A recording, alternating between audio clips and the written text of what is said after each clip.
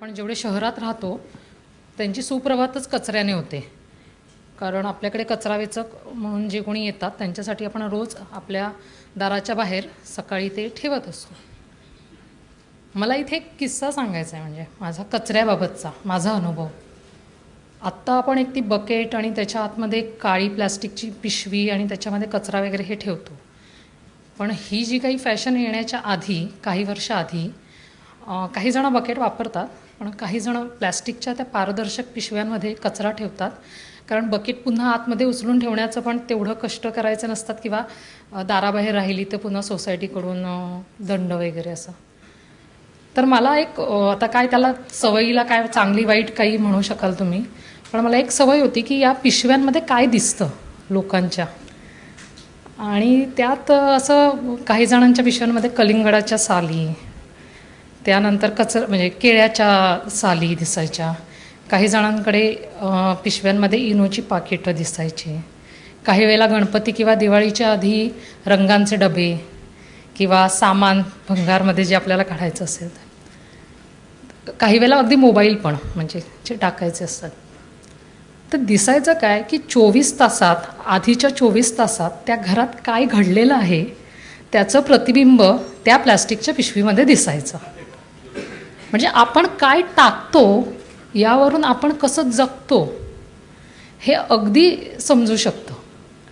आणि त्यातही कचरा म्हणजे भौतिक श्रीमंतीचा मापदंड ठरावं एवढं श्रीमंती आणि कचरा यांचं एकमेकांशी नातं आहे.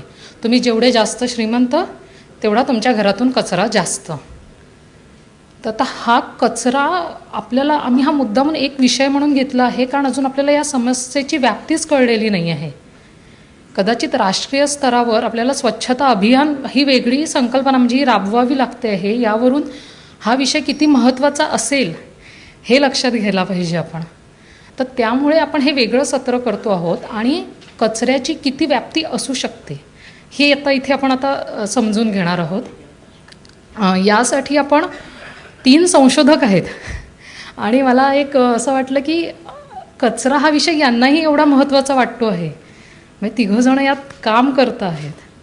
तर सुरुवात आहे ती डॉक्टर शरद काळे यांच्यापासून. भाभा अणुसंशोधन केंद्रामध्ये ते काम करत आहेत आणि आपल्या सगळ्यांना, बहुतेकांना त्यांचा परिचय असेल, तो कचऱ्यापासून वीज निर्मिती करण्यासाठी किंवा ओला कचरा सुका कचरा वर्गीकरण करण्यासाठी ते अनेकदा आपल्याला व्याख्यानं देत असतात आणि तळमळीने काम करत असतात. तर त्यांच्याशी बोलताना एक लक्षात आलं की आपण कचरा किंवा टाकाऊ पदार्थ असं ज्याला म्हणतो ती गोष्टच अस्तित्वात नाही आहे. कारण निसर्गात असं काही नसतंच, फक्त एका गोष्टीचं दुसऱ्या गोष्टीमध्ये रूपांतर होत असतं, हे त्यांचं तत्त्व आहे. मी त्यांना विनंती करते की त्यांनी याविषयी बोलावं.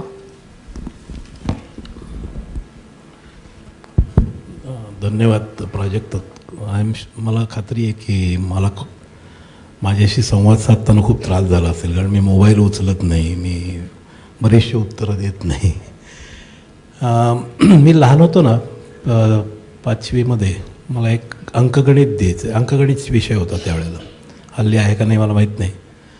अंकगणितामध्ये एक गणित होतं की एक हौद आहे आणि त्या हौदामध्ये काही गळती होती आहे पाण्याची, 20 लिटर पर मिनिट, आणि भरतोय तो 120 लिटर पर मिनिट असा भरतो आहे. आणि त्याचं आकारमान 12,000 लिटर आहे, तर भरायला किती वेळ लागेल. मुलांनी आपापले पेन्सिली पेन काढले, विषय पाटीवर वहीवर मांडून उत्तर सोडवायला सुरुवात केली. काही हुशार मुलं होती, हात वर करून 2 तास उत्तर दिलं. मी सरांच्या तोंडाकडे बघत होतो. सर मला म्हणले, तू का माझ्या तोंडाकडे बघतो? म्हटलं सर मला शंका आहे. ते म्हणले काय शंका आहे? म्हटलं सर जर हौद गळत असेल तर तो रिपेअर व्हायच्या आधी भरायचाच कशाला. तर सरांनी काय केलं, माझं कान पकडलं. मी कान पकडू शकतो. कान पकडलं. मला म्हणले तुला हे गणित तर सोडवावंच लागेल, कारण त्याला 2 मार्क आहेत आणि सगळा भारत मार्क्समध्ये देश आहे. आणि दुसरं, तुझा स्वतःला फार शहाणा समजत असशील की असा प्रश्न विचारून तुझ्या बुद्धिमत्तेची छाप माझ्यावर पाडायची, तर मोठा झाल्यावर तुला कळेल सगळा देशच गळक्या हौदात पाणी भरतोय. आणि ते अगदी खरं आहे. तुम्ही कोणताही विषय घ्या, एक स्टॅटिस्टिक सांगतो तुम्हाला. एका माणसामागे अर्धा उंदीर पर्यावरणात असला पाहिजे. मुंबईत एक स्टॅटिस्टिक्स, खरं किती खोटं किती, पण काही त्यातलं तर नक्कीच खरं आहे. मुंबईमध्ये प्रत्येक माणसामागं 9 उंदीर आहेत. प्रत्येक माणसामागं अर्धा पाहिजे, 9 आहेत, म्हणजे 18 पटीने जास्त आहेत. एक उंदीर 30 ग्रॅम अन्न खातो, तर 9 उंदीर 270 खातात, आणि एक माणूस 270 ग्रॅम अन्न खातो. म्हणजे मुंबई 2 कोटी लोकांचं पोट नाही भरत, 4 कोटी लोकांचं पोट भरते, गळक्या होतात पाणी भरण्याचा हा. तसाच प्रकार आमच्या कचऱ्याच्या बाबतीत आहे. ही त्या कचऱ्याला मुळामध्ये हा कचरा म्हणलं ज्या दिवशी, त्या दिवशीपासून ती पनवतीला सुरुवात झाली, त्याला आपण निगेटिव्हिटीला सुरुवात झाली. माझ्या फील्डमध्ये ना, आमच्या अणुशक्तीमध्ये एक फार चांगलं तत्त्व मी फॉलो करतो. आमचा अणू आम्हाला खूप छान शिकवतो काय काय. ही अणू काय शिकवतो तुम्हाला, की अणू बनलेला असतो प्रोटॉन, इलेक्ट्रॉन आणि न्यूट्रॉननी. जेव्हा, आणि तुम्हाला माहिती आहे प्रोटॉनचं काम काय, धनभारित, इलेक्ट्रॉनचं ऋणभारित, आणि न्यूट्रॉन ह्याच्यावरती दोन्ही चार्ज असतात म्हणून त्याला इलेक्ट्रिकली न्यूट्रल म्हणतो आपण. प्रोटॉन्स त्या मूलतत्वाचं गुणधर्म ठरवतात, इलेक्ट्रॉन परराष्ट्र संबंध, कोणाशी बांध करायचे आणि कोणाशी नाही हे ठरवतात, आणि न्यूट्रॉन त्या ॲटॉमिक एनर्जीची स्टॅबिलिटी जी आहे अणूची ती ठरवतात. हा अणू काय शिक्षण देतो, फार सुंदर हा अणू आपल्या शरीराचा सगळ्यात छोटा पार्ट आहे, लक्षात घ्या. कारण तुमच्या शरीराचा सगळ्यात छोटा घटक जो आहे फंक्शनल, कार्यशील, तो सेल आहे, पेशी. आणि पेशीचा सगळ्यात छोटा घटक मूलतत्वाचा सगळ्यात छोटा घटक अणू. म्हणजे तुमचं शरीर 3,000 हजार अणूंचं बनलं तर तुम्हाला माझ्याशी वाद घालता नाही येणार, असतात तेवढे, फार वाद घालू नका.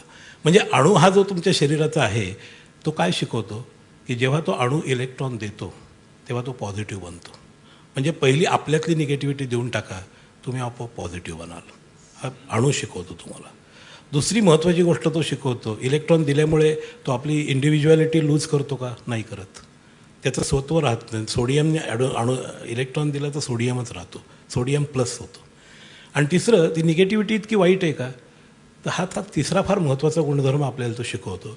निगेटिव्हिटी दिल्यामुळे बंध तयार होतात, आणि ते बंद झाले नसते तर हे सेमिनार आपल्याला वरती घ्यावी लागली असती, तुम्ही नसतं मी नसतो, कारण इथं आलोच नसतो आपण, बंध जर फॉर्म झाले ना. Negativity use at right places. एक गणितामध्ये एक सूत्र सांगतात की negative into negative is positive. कचरा use at right place is resource, हे लक्षात घ्या. आणि जोपर्यंत तो कचरा म्हणून, त्याला कचरा म्हणलं की तो गेला, स्त्रोत म्हणलं की तो आला. दासबोधामध्ये एक समास लिहिलेला आहे रामदासांनी, की पदार्थाच्या अविनाशित्वाचा समास. पृथ्वी जाती पाषाणे येते, पाषाणे जाती मृत्तिका येते, मृत्तिका जाती वनस्पती येते, वनस्पती जाती सूक्ष्मजीव येते, सूक्ष्मजीव जाती प्राणी येते, प्राणी जाती वनस्पती येते, वनस्पती जाती मृत्तिका येते. हे चक्र चालू आहे. आणि हे चक्र सिद्ध करण्यासाठी मी गेली काही वर्षे एक प्रयोग करतो आहे, 16 वर्ष. एक असं काचेच्या बाटलीमध्ये मी झाड वाढवलं आहे, ते मनी प्लांट आहे, आणि त्या मनी प्लांटमध्ये थोडी माती घालून ते मनी प्लांट लावलं, आणि त्याचं 2-3 महिने वाढलं. आणि 31 ऑगस्ट 1999ला तो डेसिकेटर आहे, केमिस्ट्री लॅबमध्ये असतो, तो सील करून टाकला. आजता काय तो 16 वर्षात डेसिकेटर उघडलेला नाही, पण आतलं वनस्पती अगदी हिरवीगार आहे, आत संपूर्ण पसरली आहे, त्यातले किडे जिवंत आहेत, त्यातले गांडूळ जिवंत आहेत. हे होतं कसं, पडणारं प्रत्येक पान हे नवीन पानाची संजीवनी असतं. म्हणजे माती पाणी उजेड वारा, तूच मिसळशी सर्व पसारा, आभाळ चमक ये आकारा, तुझ्या घटाच्या उतरंडीला नसे अंत ना पार, विठ्ठला तू वेडा कुंभार. ही जी विठ्ठलांनी सृष्टी निर्माण केली ना, ही सृष्टी संपूर्णपणे अविरत चालण्यासाठी ही चक्र सतत चाललं पाहिजे. केळाचं साल जे आहे, त्या सालाची कधी आपण विचार करतो का, हे साल, या सालामुळे आपण इतकं सुंदर केळं खाऊ शकतोय. हे कुठलाही किती हात घाणेरडे असले, अस्वच्छ असले तरी 3 ठिकाणी उघडा आणि तोंडामध्ये केळ टाका, आपल्याला कसलाही पॅथोजेनाचा संसर्ग होत नाही, काही नाही, मनात शंकासुद्धा येत नाही. पण ते केळाचं साल जोपर्यंत त्यात फळ आहे तोपर्यंत त्याची जी किळस वाटत नाही. ती 5 सेकंदामध्ये किळस कशी वाटते हो. खिडकीचं दार उघडून लोक खाली फेकतात, कारचं दार उघडून फेकतात. ते जर साल निसर्गाला परत व्यवस्थित दिलं नाही तर उद्या येणाऱ्या केळाला साल नसेल, आणि जर उद्या येणाऱ्या केळाला साल नसेल तर आमची बालबच्चे खाऊ शकणार नाहीत. ते म्हणतील ते केळाची साल डम्पिंग यार्डवर पडली. 7,000 टन कचरा. मग मला कॉर्पोरेशनचे लोक म्हणतात अहो तो कचरा आहे. अहो कचरा नाहीच आहे. माझ्या आईने लक्ष्मीपूजनाच्या दिवशी मला भोवल्या त्या चौरंगावरती केरसुणीची पूजा करायला लावली होती, आणि आईने सांगितलं होतं केरसुणी आणि लक्ष्मी या दोघी जुळ्या बहिणी आहेत, आणि दोघींना सहअस्तित्व असतं असं माझ्या अशिक्षित आईने शिकवलं होतं मला. सहअस्तित्व असतं, एक असेल तर दुसरी असते, एक नसेल तर दुसरी नसते. म्हणून एकीचा अपमान करायचा आणि एकीची पूजा करायची आपल्या संस्कृतीत शोभत नाही. पूजा दोन्हीची झाली पाहिजे. आणि म्हणून कचऱ्याला कचरा न बघता स्रोत म्हणलं पाहिजे. आमच्या घरात आणि आपण हे सगळे जे लोक मगाशी कोणतरी म्हणत होतं सेन्सिटिव्हिटी वाढेल, ती फक्त ज्यांची आहे त्यांचीच वाढते. ज्यांची नाही आहे त्यांना ती सेन्सिटिव्हिटी येतच नाही. हा प्रॉब्लेम असतो. की ज्यांची सेन्सिटिव्हिटी यायला पाहिजे त्यांची येत नाही. हा अतिशय विकेंद्रित स्वरूपात निर्माण झालेला प्रश्न आहे की तुमच्या घरात 300 ग्रॅम कचरा आहे. आता इथे साधारण 100 लोक बसले आहेत. 300 गुणिले 100 30 किलो कचरा होईल इथे. 30 किलो कचरा जर आम्ही ठरवलं तो एकत्र केला तो 30 किलो होईल. पण आम्ही ठरवलं आम्ही प्रोसेस करणार, एकही 0 ग्रॅम कचरा होईल. तो कचरा नाहीच आहे. कारण त्या बायोडिग्रेडेबल वेस्टचं तुमच्या घरामध्ये खत करा. अनेक लोक अनेक कल्चर्स विकतात. तुम्ही स्वतःचं कल्चर डेव्हलप करा. त्याला फार फार भारतात काय कमी असेल तर कॉमन सेन्स कमी आहे. ते तेवढाच एक प्रॉब्लेम आहे ते. आणि आमच्या घरी माझ्या स्वीपर गेली कित्येक वर्ष माझा ओला कचरा नेत नाही. आमचा तो कचरा आम्ही प्रोसेस करतो आणि आमच्या बिल्डिंगमध्ये आम्ही तो प्रोसेस करायला लावतो. फक्त तो कोरडा कचरा नेतो. कोरडा कचरा नेला की तो विकतो. तो म्हणतो की तुमच्या घरातून आम्ही डम्पिंग यार्डवर जातच नाही, म्हणजे त्या अणुशक्तीनगरच्या कचराकुंडीत जातच नाही. प्रत्येक घरानेच ठरवलं ना एका दिवसात भारत स्वच्छ होईल. काही त्याला भारत स्वच्छ भारताची मोहीम चालवायची गरज नाही. फक्त आमच्या घरात आम्ही कचरा वेगळा ठेवला, आपोआप कचरा सेपरेट होतो. देर विल बी सम, म्हणजे काही त्याच्यामध्ये मटेरियल्स असतील की जे आपल्याला काही लगेच त्याचं पुनर्चक्रांकन करता येत नाही. पण 60 ते 70% गोष्टींचं पुनर्चक्रांकन ताबडतोब होतं. इलेक्ट्रॉनिक वेस्ट इतकी प्रचंड वाढत चालली. वेगळी ठेवा, वेगळी प्रोसेस करा त्याला, आणि त्या कॉलनीमध्ये ती वेगळी गोळा करायची ठेवा. आणि काही बल्क जनरेटर असतात, मंडया असतात, कत्तलखाने असतात, मोठमोठी हॉटेल्स असतात, मोठमोठे रेस्टॉरंट्स असतात की जिथे एका वेळेला 500 किलो 1000 किलो 5 टन 10 टन एका वेळेला तो स्रोत तिथे निर्माण होतो. त्यांच्यासाठी आम्ही तो निसर्गवरून बायोगॅस प्लांट माथेरानला 2007पासून तो आमचा प्रकल्प कार्यरत आहे. आणि त्याच्यावरनं तिथल्या हॉटेलची सगळा कचरा त्या प्लॅन्टमध्ये जातो. त्याच्यातून बायोगॅस निर्माण होतो. बायोगॅसची विद्युत निर्मिती केली जाते. त्या दस्तुरीपर्यंतचे लाईट त्या बायोगॅसवर चालतात. आता किती वेळा चालतात सर, ते इकॉनॉमिकली व्हायबल आहे का नाही? ज्या क्षणी तुम्ही कचऱ्याचं पुनर्चक्रांकन ठरवलं त्या दिवशी तो इकॉनॉमिकल व्हायबल झाला. कारण त्याच्यातनं गॅस किती आला आणि त्याच्यातनं पैसे किती मिळाले, याला मी वैज्ञानिक आहे, मला पैशाची काही फारशी 1-2 वेळचं जेवण असेल आणि छत असेल, that is enough for me. त्याच्यापेक्षा पुढचा पैसा फक्त चिंता निर्माण करतो. पण वसुंधरी जी अक्षय तर तुम्हाला निर्माण करायची असेल तर त्या कचऱ्याचं वर्गीकरण करणं, तो वर्गीकरण करून तो वेगळा जमा करणं. म्युन्सिपाल्टीच्या नावाने आपण बोटं मोडतो की म्युन्सिपाल्टी हे काम करत नाही, मग ते पैसे खातात. हा फार वेगळा प्रश्न झाला. मुळात तुम्ही तुमचं काम करताय का? तुमच्या घरात तुम्ही वेगळा ठेवताय का? काही लोक म्हणतात आम्ही आमच्या घरात वेगळा ठेवतो, म्युन्सिपाल्टीवाले जाऊन एकत्र करतात. हे विशेष सर्कल आहे, कोंबडी आधी का अंडी आधी. पण आम्ही निर्माण केलेलं सर्कल आहे, फक्त गेल्या 50 वर्षातलं सर्कल आहे. त्याच्या आधी असा काही प्रकार नव्हता. प्रत्येक घरामधला जो कचरा निर्माण व्हायचा तो जनावरं खायची. तुम्ही असं एखादं मशीन पाहिलं आहे का की जे 35 किलो गवत खातं आणि 24 तासामध्ये 10 लिटर दुधात तिचं रूपांतर करतं? आम्ही सगळे संशोधक एकत्र बसलो, असलं मशीन नाही करतायत. निसर्गाने गाय निर्माण केली आणि त्या गायीच्या शरीरातून 10 लिटर दूध निर्माण होतं. मग अशा काही गोष्टींचा जर फायदा घेतला की असं गोष्टींचा अभ्यास केला आणि तेच आम्ही नेमकं केलं. अशी काही कल्चर्स आम्ही विकसित करायचा प्रयत्न करतो की जी घरातही वापरता येतील, जी मोठ्या स्केलवरती निसर्गवरून प्रकल्पामध्ये वापरता येतील. आणि या सगळ्यामध्ये कल्प्रिट जो आहे तो बायोडिग्रेडेबल वेस्ट आहे, जैविक कचरा आहे. कारण जैविक कचऱ्याला घाण वास येतो. मग लोक विचारतात आमच्या घरात वास नको, मग आम्हाला देवनारचा वास चालतो. देवनारच्या वासाने 5-7 लाख लोकांना जरी त्याचा परिणाम झाला तरी आमच्या घरात कचरा नको या पायी. आणि इतके सुंदर उपाय आहेत, अनेक लोक करत आहेत. ठाण्यामध्ये करतायत, बोरिवलीमध्ये करतायत, अगदी चंद्रपूरसारख्या गावातसुद्धा इको कल्चर डेव्हलप करून स्वतःचा कचरा स्वतः त्याच्यावरती आणि ह्याला किती फार वेळ लागत नाही. लोक म्हणतात आमच्याकडे एक वैज्ञानिक मला म्हणले मला हे ड्राय आणि वेस्टची करायला वेळ नाही आहे, मी सगळ्या कचऱ्यात पाणी ओततो, हे झालं वेट आणि घेऊन जा. असेही खट आपल्याला भेटतात. समाजामध्ये 80% लोक फॉलोअर असतात, 10% लोक लीडर्स असतात आणि 10% खट असतात. हे 10% खट पॉवरफुल आहेत का 10% लीडर पॉवरफुल आहेत त्याच्यावर बाकीच्या 80%ची डायरेक्शन ठरते, लक्षात घ्या. आणि नेमकं ह्या तुम्ही जिथे बदलत्या महाराष्ट्रामध्ये जे समोर बसलेले लोक आहात यांनी त्या लीडरचं काम करावं आणि एक असं वसा घेतल्यासारखं याच्यातून पैसे किती मिळतील, याच्यातून कोणतं नाव किती मिळेल, क्रेडिट किती मिळेल, माझ्या दृष्टीने वसुंधरा राहिली नाही तर त्या क्रेडिटचा उपयोग काय. मग मला काय पद्मश्री दिली, पद्मभूषण दिलं, काही त्याचा उपयोग नाही आहे. तर तुमची वसुंधराच चालणार नसेल उद्या तर ही वसुंधरा चालेल, पण वसुंधरेवरचं मानववंशशास्त्र जर चालायचं असेल, मानवाचं वंश जर चालवायचं असेल तर निसर्गाने दिलेलं. हे जसं मी त्या डेसिकेटरमध्ये ती सृष्टी निर्माण केली, पडणारं पान नवीन पानाचा, आणि ती गेली 16 वर्ष चालू आहे. मला खात्री आहे मी निघून जाईल या सृष्टीमधनं, पण ती माझी सृष्टी चालू राहील. तोच प्रकार पृथ्वीमध्ये होतो. ही माझी छोटी सृष्टी आहे, ती मोठी आहे. या सृष्टीमध्ये बाहेरून फक्त सनलाईट येतो आहे, मोठ्या सृष्टीतही बाहेरून फक्त सूर्यप्रकाश येतो आहे. पण तिथे जर, आणि हे स्रोत किती महत्त्वाचे आजकाल, एक माझं नेहमीचं उदाहरण तुम्हाला देतो. आपल्याला सगळ्यांना सगळ्या गोष्टीची पैशात किंमत करायची सवय असते. प्राजक्ता किती किंमत आहे ड्रेसची? अंदाजाने, मी काय इन्कम टॅक्सकडनं नाही आलो. 700 रुपये. कोणी असं दुकान आहे का तुमच्या आजूबाजूला किती फुकट देतात? नाही. इलेक्ट्रिसिटी वापरता, किती वापरता? 400-500 युनिट तरी वापरत असाल. इलेक्ट्रिसिटीचं बिल दिलं नाही तर काय होतं? कट होते. म्हणजे तुम्हाला सगळ्या गोष्टी, तुम्हाला साड्या किती आहेत, कपाट उघडलं की पडतात, पण किती आहेत माहिती आहेत. म्हणजे कुठलीही गोष्ट फुकट मिळत नाही, सगळ्याला पैसे दिलेले असतात.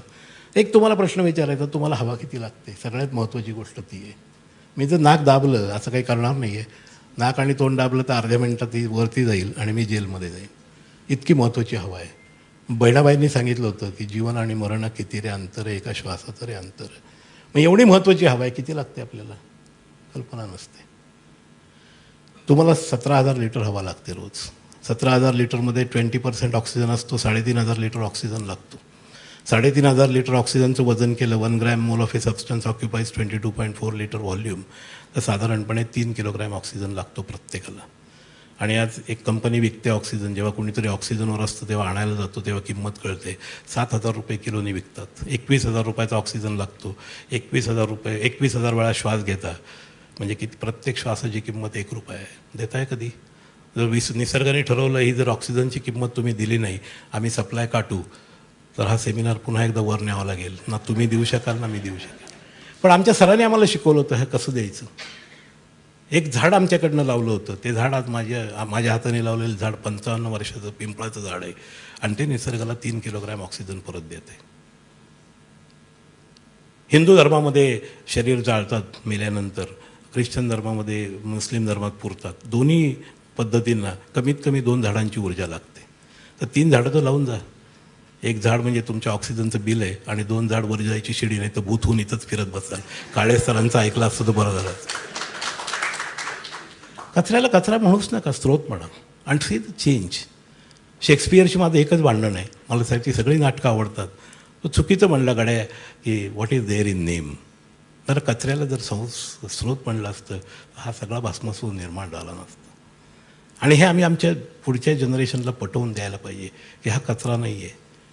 ह्या जो मोबाईल आहे तो वापरल्यानंतर त्याच्यातून सगळ्या रिकव्हरी आपल्याला करता आल्या पाहिजेत. सहजपणे फेकून देतो आपण. डिस्पोजेबल कल्चर आम्ही आणलं आहे. लोक घरात ते पार्ट्या देतात, डिस्पोजेबल डिश. म्हणजे दुसऱ्या दिवशी गणपतीच्या नंतर जे विसर्जनाचं दृश्य दिसतं ते आमच्या पार्टीनंतर आमच्या घराच्या मागे दिसतं. सगळ्या त्या डिश विखुरलेल्या आहेत, कुत्री त्याच्यावरती असली तर डुकरं पण असतात आणि ते माश्या आहेत, घोंगावत आहेत आणि सगळं, आणि आम्ही निर्माण केलेलं आहे. मी म्हणतो अशी पार्टी देऊ नका ना. तुमच्याकडे जर स्टीलच्या प्लेट धुवायची तुमची तयारी नसेल तर पार्ट्या देऊ नका. कशाला डिस्पोजेबल वापरायचं, कशाला प्लॅस्टिकची पिशवी घेऊन जायचं बाजारात. सर प्लॅस्टिकने खूप हाहाकार माजवला आहे, तुम्ही एवढे इन्फ्लुएन्शियल आहात तर तुम्ही का नाही सरकारला सांगत की ते बॅन करा. मी अजिबात सांगणार नाही. तुला बॅन नाही करू शकत मी, तर सरकारला काय मी बॅन करू शकणार आहे. तू आपल्या घरी जा आणि ठरव की मी कॉटनची पिशवी घेऊन जाईन. मी याला कोथिंबीर कल्चर म्हणतो. कोथिंबीर कल्चर म्हणजे काय, बायको रविवारी सकाळी कोथिंबीर आणायला सांगते आणि ती जा कोथिंबीर घेऊन या. हा कारची चावी काढतो, जातो मार्केटमध्ये, पार्किंग मिळत नाही, घरी येतो, पुन्हा रिक्षाने जातो आणि मग तिथं जातो आणि मग त्या बाईशी 4 रुपये का 5 रुपयाची हुज्जत घालतो. असं म्हणत नाही त्या बाईला की तुझ्या कोथिंबीरीने माझ्या याला चव आली तर 5च्या ऐवजी 6 रुपये घे. पण पेट्रोलचे खर्च आम्ही करतो. याला ती कोरिएंडर कल्चर माझं त्याला म्हणायचं. हे का आम्ही असे विकसित होऊ दिल्यात, आमचे विचार करण्याच्या पद्धती अशा का विकसित होऊ दिल्यात की आमच्याकडे पैसे आहेत म्हणजे आम्ही सगळं विकत घेऊ शकतो का? की पैशाला एक लिमिटेड किंमत असते, मर्यादित किंमत असते, असं आम्ही ठरवत नाही का? मग म्युन्सिपाल्टींना काय ते म्हणतात की तुम्ही कचरा वेगळा करत नाही, मग आमचा 6,000 टन होतो, मग आम्ही त्याला मोठे मोठे प्रोजेक्ट आणतो, मग आम्ही डेन्मार्कला जातो, ते किती छान करतात बघा, मग आम्ही ते प्रोजेक्ट लावतो. हे काही मोठं प्रोजेक्ट चालत नाही भारतामध्ये. असोलेकरांना विचारा, ते सांगतील तुम्हाला. हे सगळे मोठमोठे प्रोजेक्ट सगळी बंद पडलेली आहेत. मोठमोठी गाजावाजा करून आणतात. अहो, जिथे ज्या माणसांना शिस्त नाही त्या देशात काही चालणार नाही. जोपर्यंत ती शिस्त लावली की हे सगळं तुमच्या देशामध्ये आपोआप नीटनेटकं होईल. आणि भारताला एक छान निसर्गाने वरदान दिलेलं आहे. भारताचं वातावरण इतकं सुंदर आहे की तुम्हाला फारशा ACची जरूर नाही, फारसं कूलिंग करावं लागत नाही एक नॉर्थ सोडला तर. म्हणजे एनर्जीची ऊर्जा आमची. मग ते लोक म्हणतात की तिकडे 10,000 किलो वेट पर माणसं वापरतात, तिथं 100च वापरतात, आपण आपले 1000 करू. त्यांची 100 कशी करता येईल ते बघा ना. That is called saving. पण ते नाही बघत आपण आपली 1000 कशी करता येईल इकडे बघतो. मग त्याच्यासाठी भांडणं करतो, अणु ऊर्जा पाहिजे का नको, काळे सर चुकीचं बोलत आहेत, त्याच्यावरती भांडणं, मग त्याच्यावर चर्चा होतात. हा विषयच तसा नाही आहे. आम्ही हे मुलांना शिकवायला पाहिजे. आमच्या विविध माध्यमातून आम्ही मुलांपर्यंत पोहोचण्याचा प्रयत्न करतो. आणि हे जे प्रबोधन आहे ना, हे प्रबोधन सगळ्यांना व्हायला पाहिजे. आणि आपण ठरवा, जिथे या 100 लोकांनी घरी जाऊन ठरवा, आज आमच्या घरात आजपासून आम्ही 0 वेस्ट करू. काही बदलता महाराष्ट्र ना ताबडतोब बदलेल. उद्या बदलता महाराष्ट्राला वेगळा विषय तुम्हाला घ्यावा लागेल. मी तुम्हाला अगदी 100% कॉन्फिडन्सने, आत्मविश्वासाने सांगतो. माझा वेळ संपला का? इतके फास्ट बोललो मी, कारण नॉर्मली मला 3.5 तास लागतात. तर त्यांनी मला विचारलं होतं की तुम्ही किती वेळात बोलणार सर? म्हणलं पण माझ्याकडे 3 मिनिटापासून 12 तासाचं पॅकेज आहे. तुम्ही मिनिटं सांगा, मी तेवढ्या पॅकेजमध्ये तुम्हाला बसवून देतो. कारण मला मेसेज द्यायचा तो दिल्याशिवाय मी सोडणार नाही. ते गणित म्हणजे मला ते सरांनी गणित सोडवायला लावलं होतं, तसं तुम्हालाही मी हे करायला लावणार आहे. तर तुम्ही शपथ घ्या. आमच्याकडे शपथ या शब्दाचा अर्थ चुकला आहे की आम्ही भारत माझा देश हे शपथ घेतो. अहो, शपथ कधी घेतात? भीष्माने जेव्हा लग्न करणार नाही म्हणजे काहीतरी ॲबनॉर्मल करायचं तेव्हा शपथ घ्यायची. आता भारत माझा देश आहे, शपथ काय घ्यायची? का घरी शपथ घेता, ही माझी आई आहे, ही माझी बायको आहे, कदाचित घ्यावी लागेल आजकाल, पण ते सांगता येत नाही ना. ह्या शब्द नाही घ्यायच्या. उद्या असं काही इंडियन पिनल कोड आहे का की तुम्ही आंघोळ करायची नाही, किंवा आंघोळ केली तर तुम्हाला इतका दंड होईल? मग तुमच्या कचऱ्याबाबत इंडियन पिनल कोड करायची पाळी का आली? हे सुप्रीम कोर्टाने कचऱ्याच्या प्रश्नात हस्तक्षेप करावा. अलमित्रा पटेलला तिचं आयुष्यभर ती झगडत तिथं आमच्या त्या आत्याबाई आमच्या त्या झगडत आहेत सरकारशी, म्युन्सिपाल्टीशी. अरे ते कचऱ्याचं वर्गीकरण करा. मग त्याच्यात तुला किती मिळाले, मला किती मिळाले, हा इश्यू नाही आहे हो. वसुंधरेला काय मिळालं? वसुंधरेच्या अंगावर आम्ही थुंकतो, वसुंधरेच्या अंगावर कचरा टाकतो, आमच्या आईच्या अंगावर कचरा टाकतो. ही आईने आम्हाला हे सगळं दिलेलं आहे, हे लक्षात घ्या. अनंत हस्ते कमलाकराने देता घेशील किती दो कराने. ती दोन्ही हाताने देते तुम्हाला, पण तिच्या हाताला मर्यादा आहेत, लक्षात ठेवा. 750 कोटी लोक बसलेत आता. 350 कोटी ॲडम्स आहेत आणि 350 कोटी ईव्ज आहेत. ॲपल्स सगळ्यांना पुरणार नाही आहेत. आणि ॲपल जर सगळ्यांना पुरायची असतील तर तुमच्या प्रत्येक ग्रॅम, प्रत्येक मिलीग्रॅम, प्रत्येक नॅनोग्रॅम कचरा न म्हणता त्या स्रोताचं वर्गीकरण झालं पाहिजे, पुनर्चक्रांकन झालं पाहिजे. म्हणून कचरा म्हणू नका. 2-3 झाडं लावा, जिथे जागा मिळेल तिथे लावा. मुंबईत काही लोक म्हणतात मुंबईत कुठं लावू? पळवाट काढू नका, गावी जाऊन लावा आणि त्या झाडाची काळजी घ्या. कारण झाड कुठे लावलं हे महत्त्वाचं नाही आहे. त्या निसर्गाचा तो स्रोत निसर्गाला कुठून तरी परत द्यायला हवा, लक्षात घ्या. सकाळी आमच्याकडे म्हणत होते ते कारमध्ये लोक गुदमरून मरतात किंवा काही रूम्समध्ये मरतात. ऑक्सिजनचा हिशोबच शिकवला नाही कोणी. मरणारच ते. किती तुम्हाला त्यात व्हेंटिलेशन पाहिजे, किती हे पाहिजे. 10 बाय 10चे खुराडे करतात बिल्डर लोक. त्याच्यामध्ये ती खरोखर 17,000 लिटर हवा असते का? ती रिप्लेस होती आहे का? तिचं व्हेंटिलेशन होतं आहे का? आम्ही बघत नाही. मग आमच्या घरातला कचरा आमच्या नजरेआड झाला, नॉट इन माय बॅकयार्ड, की आपोआप सगळं संपलं. पण that has actually created huge problem. म्हणून घरच्या घरी कचरा प्रोसेस करा. बल्क जनरेटरसाठी निसर्गवनची सोय आहे. एकदा बायोडिग्रेडेबल कचरा वेगळा झाला की बाकीच्या कचऱ्याचं आपोआप चांगलं. कारण त्याला त्या आमच्या स्त्रीमुक्ती संघटनेबरोबर आम्ही काम करतो. त्या बायका त्या देवनारच्या डम्पिंग यार्डमध्ये हात घालतात, ती कुत्री त्यांना चावतात. त्या जंगली कुत्री झाली आहेत तिथे, आणि त्यांच्या तावडीतून जे काही प्लास्टिक मिळेल त्याच्यापेक्षा घरी वेगळं करून त्यांना द्या ना. त्याच्यात पैसे इंटरेस्ट दाखवू नका. आणि they will start selling that. त्यांना त्या डम्पिंग यार्डवरच जायची गरज राहणार नाही आणि उद्या ते डम्पिंग यार्ड संपेल. डम्पिंग यार्ड आम्ही निर्माण केलीत, लक्षात ठेवा. आणि जोपर्यंत आम्ही ती निर्माण केलेली डम्पिंग यार्ड आम्ही थांबवत नाहीत तोपर्यंत हा कचऱ्याचा असा जो सर्क्युलर प्रवास चालू आहे तो तसाच चालू राहील. आणि किती तुम्ही क्रॅश कोर्सेस घेतले, क्रॅश कोर्सचं डेफिनेशनच अशी की which course crashes after over. हे असे क्रॅश कोर्स नाही चालत. हे इनकल्केट झालं पाहिजे. शेवटची एक गोष्ट जपानमधली सांगतो. कुठल्याही देशात गेल्यावर मला मी त्या शाळांमध्ये जातो. जपानमध्ये जेव्हा मी गेलो ते तिसरीच्या मला पाहायचं असतं हे काय यांना एवढी पट्टी पडवतात की जी इतकी देशभक्त त्यांच्याकडं, प्रत्येक माणूस कसा देशभक्त होतो. आणि आय गॉट द आन्सर. एका प्रायमरी स्कूलमध्ये मला मिळालं. तिसरीतली मुलं आत येताना बूट काढून कपाटात ठेवत होती आणि त्याच्या चपला पायात घातल्या, आतमध्ये आले आणि एक पिवळं फडकं काढलं दप्तरामधनं आणि समोरचं डेस्क स्वच्छ केलं. 2 मुलं मागे गेली, शिड्याची एक शिडी ठेवली होती चाकाची, त्याच्यावर चढला. दुसऱ्याने ढकलायला सुरुवात केली, विंडो वरची खिडक्या स्वच्छ केल्या. 2 मुलं या बाजूला गेली, इलेक्ट्रिक मॉप ठेवला होता. तिसरीची मुलं आणि त्यांनी फ्लोअर स्वच्छ केला. काही जपान माझा देश आहे, सारे जपनीज माझे बांधव, काही नाही.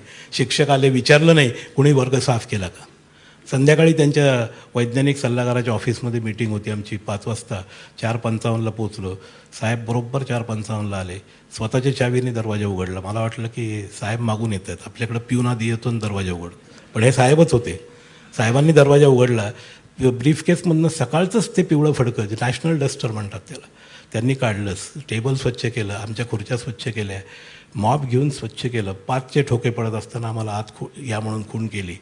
आणि आमच्या चेहऱ्यावर हैराणी, परेशानी बघितली. हा माणूस काय करतोय. वैज्ञानिक सल्लागार आहे पंतप्रधानांचं. एकच वाक्य म्हणले जे अंगावर आजही रेमॉन्च उभे राहतात. ते म्हणले, we are all environmental servants in Japan. आम्ही सगळे पर्यावरणाचे सेवक आहोत. हे इन्कल्केट केलं होतं ते तिसरीच्या मुलांमध्ये. त्यांना वेगळं शिकवावं लागत नाही. मग आपोआप कचऱ्याचे प्रश्न संपतात. काही त्याच्यामध्ये प्रश्न येत नाही. मानसिकतेचा प्रश्न आहे. ते जे गणित आहे ना, आम्ही ते अजूनही ते चुकीची गणितं शिकवतो. हा प्रॉब्लेम आहे. तर कृपा करून कोऑपरेट करा. आपल्या घरी कचरा वेगळा ठेवा आणि ही जी ज्योत आहे, ही ज्योत जेवढी लावता येईल तेवढी वेगवेगळ्या ठिकाणी लावा. भारत कचरामुक्त व्हायला 6 महिनेसुद्धा लागणार नाहीत. धन्यवाद.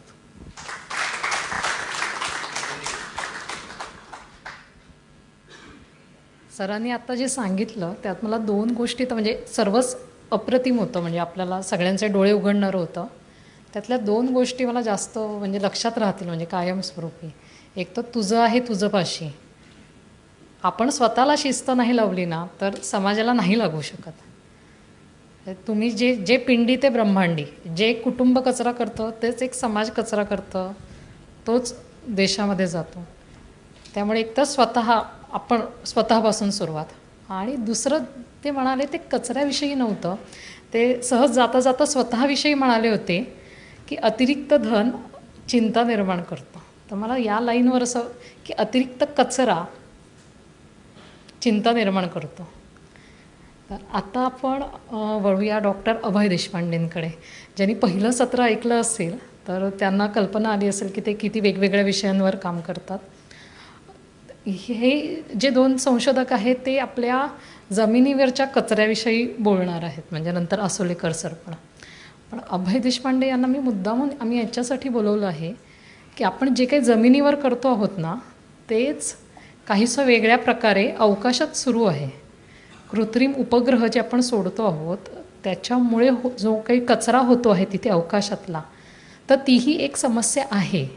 ती आपल्याला आत्ता भेडसावत नाही आहे. त्याचे दुष्परिणाम कसे आणि कोणत्या स्वरूपात असतील हेही आत्ता तेवढ्या प्रकर्षाने जाणवत नाही आहे. पण ती देखील एक समस्या आहे आणि ती आपण लक्षात घ्यायला हवी. म्हणून आपण इथे डॉक्टर अभय देशपांडे यांना बोलावलं आहे. ते समीरमध्ये संशोधक आहेत. खगोल मंडळातही 25 वर्ष काम करत आहेत आणि त्यामुळे त्यांना ही समस्या खूप जवळून माहिती आहे. तर डॉक्टर अभय देशपांडे. आत्ताच काळे सरांनी एवढा चांगल्या प्रकारे हा अतिशय वेगळा स्तरावरती हा विषय मांडलेला आहे. याच्यानंतर मी जो मांडला त्यामध्ये थोडासा ड्राय विषय म्हणतो, त्याचा डिरेक्टली इनडायरेक्टली आपल्याशी संबंध येत नाही. पण हा विषय देखील अतिशय आवश्यक असा आहे. प्रदूषण आज आहे किंवा आज खूप कमी आहे, म्हणून आपण त्याकडे दुर्लक्ष मी पहिला विषय जो म्हटला प्रकाश प्रदूषण हा अतिशय नवीन विषय आहे. आकाशातील प्रदूषण जे स्पेस डेब्रिज ज्याला आम्ही म्हणतो तो देखील त्या मानाने नवीन विषयच मानला गेला पाहिजे. मला खात्रीने वाटतं की जे सिनियर्स आहेत सगळ्यांना 1979 साली आकाशातनं आपल्याकडे भारतामध्ये येऊन स्कायलॅब पडणार हे जवळपास सगळ्यांनी ऐकलं होतं. स्कायलॅब पडणार. मी खूप लहान होतो, 5 वर्षाचा होतो आणि मला सगळे सांगितलं स्कायलॅब पडणार. मला वाटतं काहीतरी असं मस्त छानपैकी येऊन पडणार आहे आपल्यासमोर. आणि मग आमची अशी कल्पना की अरे वा छान मस्त दिसेल, मस्त काहीतरी आकाशातून मोठा एखादा रॉकेट अग्निबाण येईल आणि आपल्याला दिसेल तो. त्याचं काय धोका असू शकतो हे त्यावेळेला प्राध्यापक नराळीकरांनी छोटे छोटे व्याख्यान घेतले होते, क्लिपिंग्स दाखवले होते आणि त्यांनी समजून सांगितलं की किती धोकादायक घटना आहे. त्याची व्याप्ती त्यावेळेला लोकांच्या लक्षात यायला लागले की हो खरोखर असं एखाद्या वेळेला होऊ शकतो की आकाशातनं काहीतरी येऊन पडेल आणि त्यामुळे आपल्या इथे संपूर्ण नाश होऊ शकतो. सबसिक्वेंटली तुम्ही सगळ्यांनी मला खात्री माहिती आहे सगळ्यांना की असं म्हणतो आपण की डायनोसॉरची जे नामशेष झाले ती डायनोसॉरची प्रजाती नामशेष व्हायला आकाशातनं एक दगड येऊन आपडला, एक ॲस्ट्रॉइड येऊन आपटला होता 65 कोटी वर्षांपूर्वी आणि त्या दगडामुळे हे सगळं नष्ट झालेलं आहे असं आपण सातत्याने सांगत आलेलो. तर बऱ्यापैकी लोकांनी ॲक्सेप्ट केलेलं की ही डायनोसॉर नामशेष होण्याचं कारण आकाशातनं काहीतरी येऊन आपटलं असेल. रिसेंट संशोधन असं आहे की त्याला जोडूनच नंतर मग भारतामध्ये विशेष करून उत्तर भारताच्या बाजूला मोठ्या प्रमाणात ज्वालामुखी देखील झाले असतील आणि त्यामुळे देखील झालं असेल असं एक रिसेंट संशोधन देखील सध्या सुरू आहे. पण बाय अँड लार्ज आकाशातनं काहीतरी येऊन पडलं होतं हे सिद्ध झालं. चिक्सलुबुक या ठिकाणी ते क्रेटर सापडलेलं आहे आणि ते आकाशातनं दगड पडला होता हे आपल्याला माहिती आहे. आपल्या महाराष्ट्रामध्ये औरंगाबादपासून थोडं पुढे तुम्ही गेला की लोणारचं विवर आहे जगप्रसिद्ध असं. आता आपण म्हणतो 1992 ज्यावेळेला आम्ही तिकडे जायला सुरुवात केली त्यावेळेला लोणारला विवर हे फार कमी लोकांना माहिती होतं. औरंगाबादला जायचे, अजंता एलोरा सगळं बघायचे. फार कशाला काही लोक उत्साहाने जिजाबाईंचं माहेर होतं म्हणून सिंदखेड राजापर्यंत जायचे. पण सिंदखेड राजापासून पुढे अवघे 20 किलोमीटरवरती लोणार विवर आहे म्हणून कोणी जायची नाही. हौशी लोक पलीकडे मेहकरला जायचे, नाग देशपांड्यांना भेटायचे, पण मधलं लोणार विवर सोडून द्यायचे कारण लोणार माहितीच नव्हतं लोणार विवर आहे. आता हे लोणार विवर आकाशातून दगड पडून तयार झालेलं आहे. हा नैसर्गिक आपत्ती आकाशातून दगड येऊन पडू शकतो का? नक्कीच पडू शकतो. दररोज रात्री आकाशातून असंख्य उल्का अश्नी येऊन पडत असतात. इथंच तिथं फिरणारे दगड असतात, ते आपल्या पृथ्वीकडे येतात. पृथ्वीच्या वातावरणामुळे त्यांचं घर्षण होतं, ते तुम्हाला जळताना दिसतात, त्याला आपण उल्का म्हणतो. सिंह राशीतनं उल्का वर्षा असतो 17 नोव्हेंबरला. दरवर्षी प्रत्येक राशीतनं मी म्हणेल दर महिन्यालाच एक उल्का वर्षा असतो. मोठ्या मोठ्या उल्का वर्षामध्ये सिंह मोठा मानला जातो. 17 नोव्हेंबरला आहे, तुम्ही बघाल रात्री 200-300 उल्का तुम्हाला दिसतील. प्रकाश स्थिती जर कमी असेल, चांगलं आकाश जर तुम्हाला दिसलं तर 1,500-2,000 उल्का देखील तुम्ही बघू शकता. मुंबईतनं एखाद दुसरी बघू शकता. आता ह्यातला मोठा दगड असला तर तो पृथ्वीवरती येऊन आपटू शकतो. वातावरणातनं घर्षण होऊन देखील तो संपत नाही, तो येऊन आपटतो. तुमच्या इथे एक विवर तयार होतो. भारतामध्ये आहे, तुम्ही नक्की जाऊन बघा. औरंगाबादपासून 1.5 तासाच्या ड्रायव्हिंगवरती ते जालन्यापासून 90 किलोमीटरवरती हे विवर आहे. 2 किलोमीटर व्यास आहे आणि 150 मीटर खोल आहे. गेलं की तुम्हाला असं चढावं लागतं आणि पुढे तुम्हाला फक्त विवर दिसतं. विवराच्या सुदैवाने आत्ता तरी खाली जाता येतं, म्हणजे तुम्ही असं पायऱ्यासारखं आहे, पायवाट आहे, खाली जाऊ शकता. दुर्दैवाने शासनाने पलीकडच्या बाजूला पाझर तलाव बांधलेला आहे. त्या तलावातलं पाणी झिरपत लोणारच्या पाण्याची पातळी वाढत चाललेली आहे. काही वर्षांतर तिकडे तुम्हाला जाता येणार नाही खाली. आज तुम्ही जर खाली गेला तुम्हाला काही दिसत नाही, आकाश दिसतं आणि लोणारच्या विवराचे कडा दिसतात. आता हे 50 वर्ष जुनं आहे. अशा आघातामुळे त्या ठिकाणची जी काही लोकल सिस्टीम होती ती पूर्णपणे नामशेष झाली, याच्यात काही शंका नाही. तर आकाशातनं काही देखील येऊन पडणं हे धोकादायकच असणार आहे. तर ते नैसर्गिकरित्या पडलं त्याच्यावर तुमचा काही कंट्रोल नाही आहे. जे काही आकाशात आहे ते आलं आणि आपटलं. तुम्ही दरवर्षी हल्ली इंटरनेट होक्समुळे आणि हल्ली व्हॉट्सअपमुळे तर खूपच झालेलं आहे. सातत्याने मला फोन येत असतात, हो या दिवशी रात्री आमच्या डोक्यावरती काहीतरी येऊन पडणार आहे, तुम्हाला काय वाटतं? मी म्हटलं आता मला काय माहीत नाही, काय येऊन पडणार असेल तर बघा तुम्ही आता रात्रीतून बघा. ते पडत असेल तर तुम्ही तर काय करू शकणार नाही, पण ॲटलिस्ट बघू तरी शकता की कसं येतं तुमच्याकडे. तर पण अशा सातत्याने होत असतात. असे आघात होतील का? नक्की होतील. त्याच्यासाठी शास्त्रज्ञांनी एक मार्ग शोधून काढला आणि तो मार्ग मगाशी मी सांगितला आहे, कोणतीही घटना घडणार असेल निरीक्षण करायचं आणि निरीक्षणाच्या आधारे तुम्ही सांगायचं की काय होऊ शकणार आहे. ऑब्झर्वेशन बेस्ड प्रिडिक्शन्स आपण करू शकतो. आणि नियर अर्थ ॲस्ट्रॉनॉमी रांदुगू असा NEAR आणि नंतर NEAT ट्रॅकिंग असा प्रकल्प जगामध्ये सुरू आहे. आकाशातले मोठे हे दगड जे आहेत त्याचा आढावा घेतला जातो आणि कोणते येऊन संभाव्य आपटतील याचे प्रिडिक्शन केले जातात. आता जर तुम्हाला कळलं ते आपटणार आहे तर तुम्ही त्याचा काय करू शकता, हा पुढचा मुद्दा झाला. पण हे झाले नैसर्गिक बाबती. हा जो कचरा आहे सो कॉल्ड, त्याला आपण सोलर सिस्टीम डेब्री म्हणूया, ते नैसर्गिक सूर्यमालेच्या निर्मितीच्या वेळेला तयार झालेलं हे नैसर्गिक आहे. हा काही कचरा नाही आहे, हे आकाशातले दगड आहे. मग सो कॉल्ड कचरा जो मी म्हणतो तो कोण आहे? आपण जे आकाशात उपग्रह पाठवलेले आहेत आणि ते अक्षरशः शेकड्याने पाठवलेले आहेत. हे उपग्रह कशाला पाठवले? दळण कम्युनिकेशनसाठी पाठवले आहेत, मेट्रोलॉजीसाठी पाठवले आहेत आणि मेजॉरिटी मी म्हणतो मिलिटरीसाठीच पाठवलेले आहे. दुसरा देश काय करतो हे चोरून बघण्यासाठी जास्तीत जास्त हे उपग्रह गेलेले आहेत. बरेचसे ऑर्बिट क्लासिफिकेशन मी सांगितलं तर असं असेल की लो अर्थ ऑर्बिट जे असते LEO आम्ही त्याला म्हणतो, ते त्या मनाने जवळचे उपग्रह आहेत आणि हे मेजॉरिटी कम्युनिकेशनसाठी वापरले जातात आणि बरेचसे हे मिलिटरीसाठी म्हणजे काय तुम्ही करताय हे बघण्यासाठी असतात. हा LEOचा कसा याच्यामध्ये प्रचंड सध्या साधारणपणे 1300 सॅटेलाईट वर्किंग कंडिशनमध्ये आहेत. तर मला वाटतं 70% सॅटेलाईट हे LEO ऑब्जेक्ट ऑर्बिटमध्ये आहेत. 2000 किलोमीटरपर्यंत पृथ्वीपासून त्यांच्या कक्षा आहेत. नंतरची जी पातळी आहे त्याला जिओ सिन्क्रोनस आपण ज्याला म्हणतो GSO ऑर्बिट्स, त्या ऑर्बिटमध्ये ती 36,000 किलोमीटर लांब आहे. तिथे देखील खूप प्रमाणात 400-450 उपग्रह हे कार्यरत आहेत.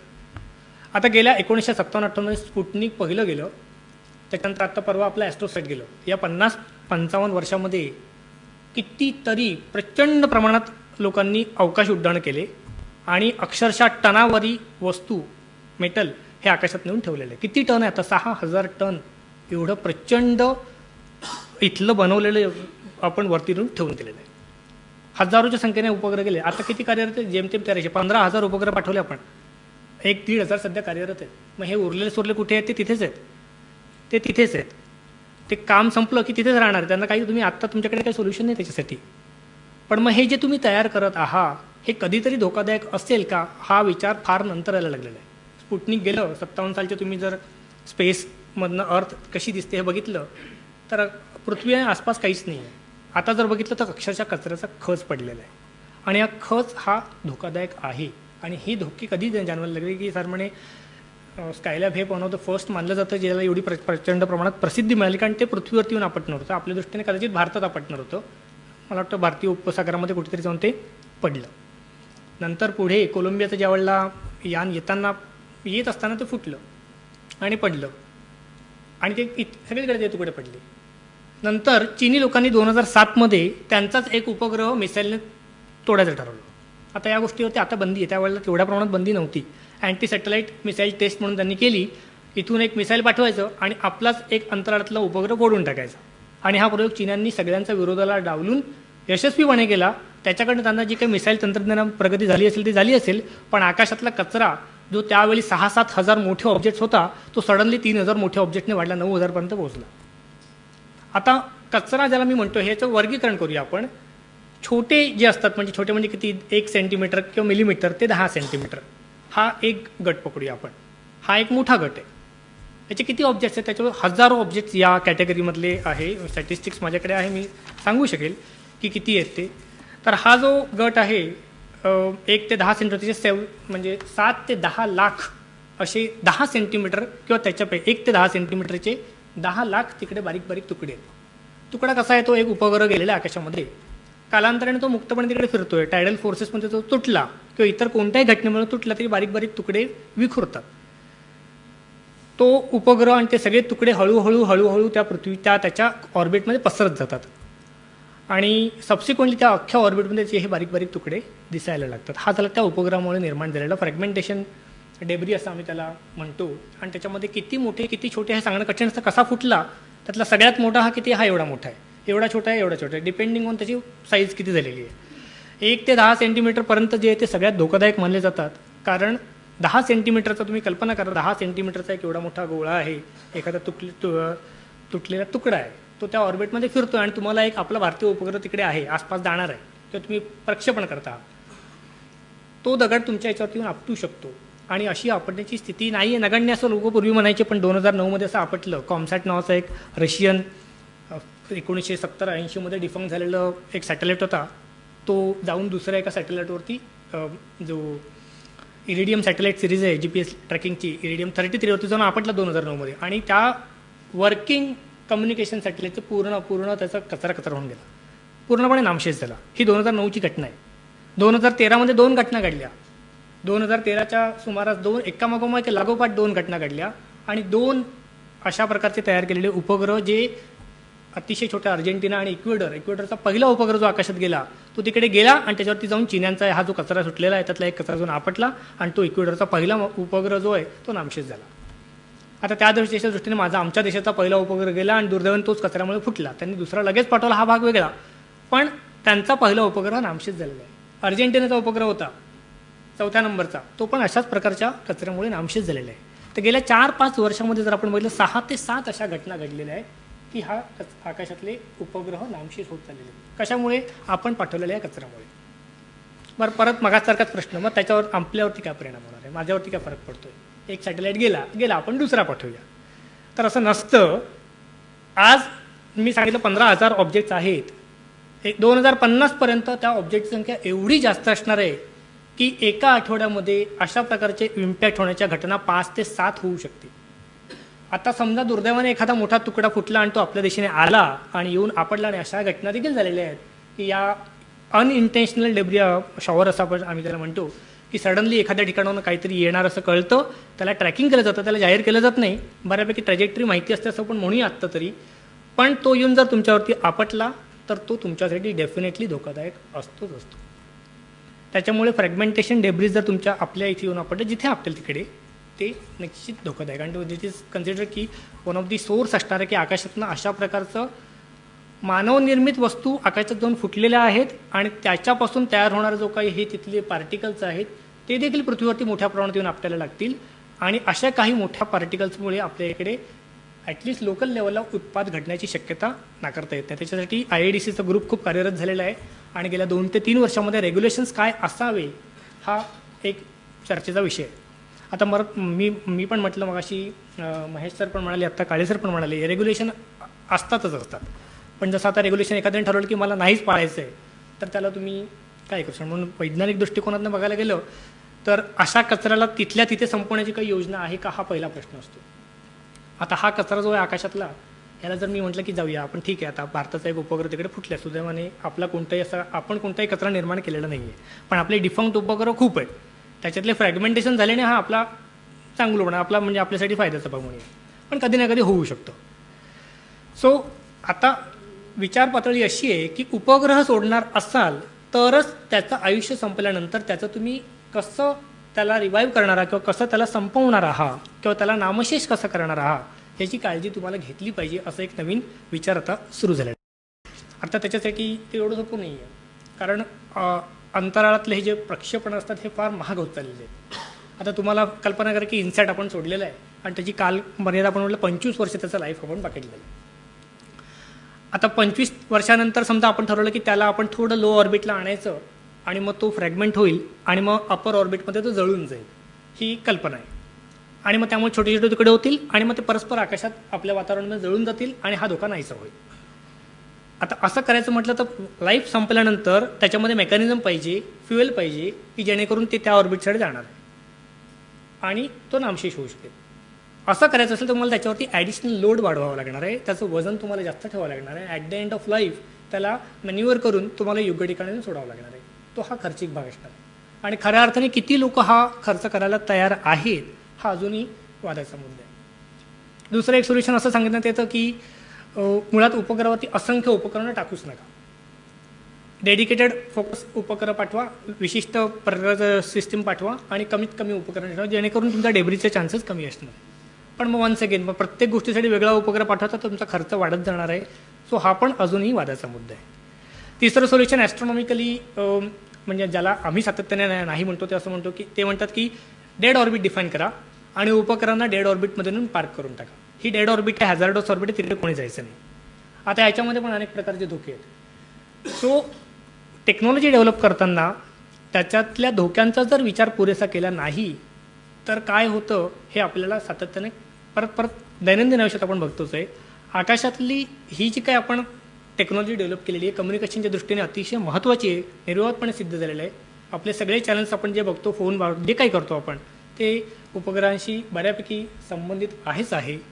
पण त्याच्यामुळे हा जो प्रॉब्लेम निर्माण होत आलेला आहे हा किती महत्त्वाचा आहे याच्यावरती तेवढ्या प्रमाणात अजूनपर्यंत सर्वसामान्य लोकांनी तरी तेवढ्या प्रमाणात त्याच्यावरती लक्ष घातलेलं नाही, कारण त्याचा डिरेक्टली आपल्यावरती परिणाम होत नसतो.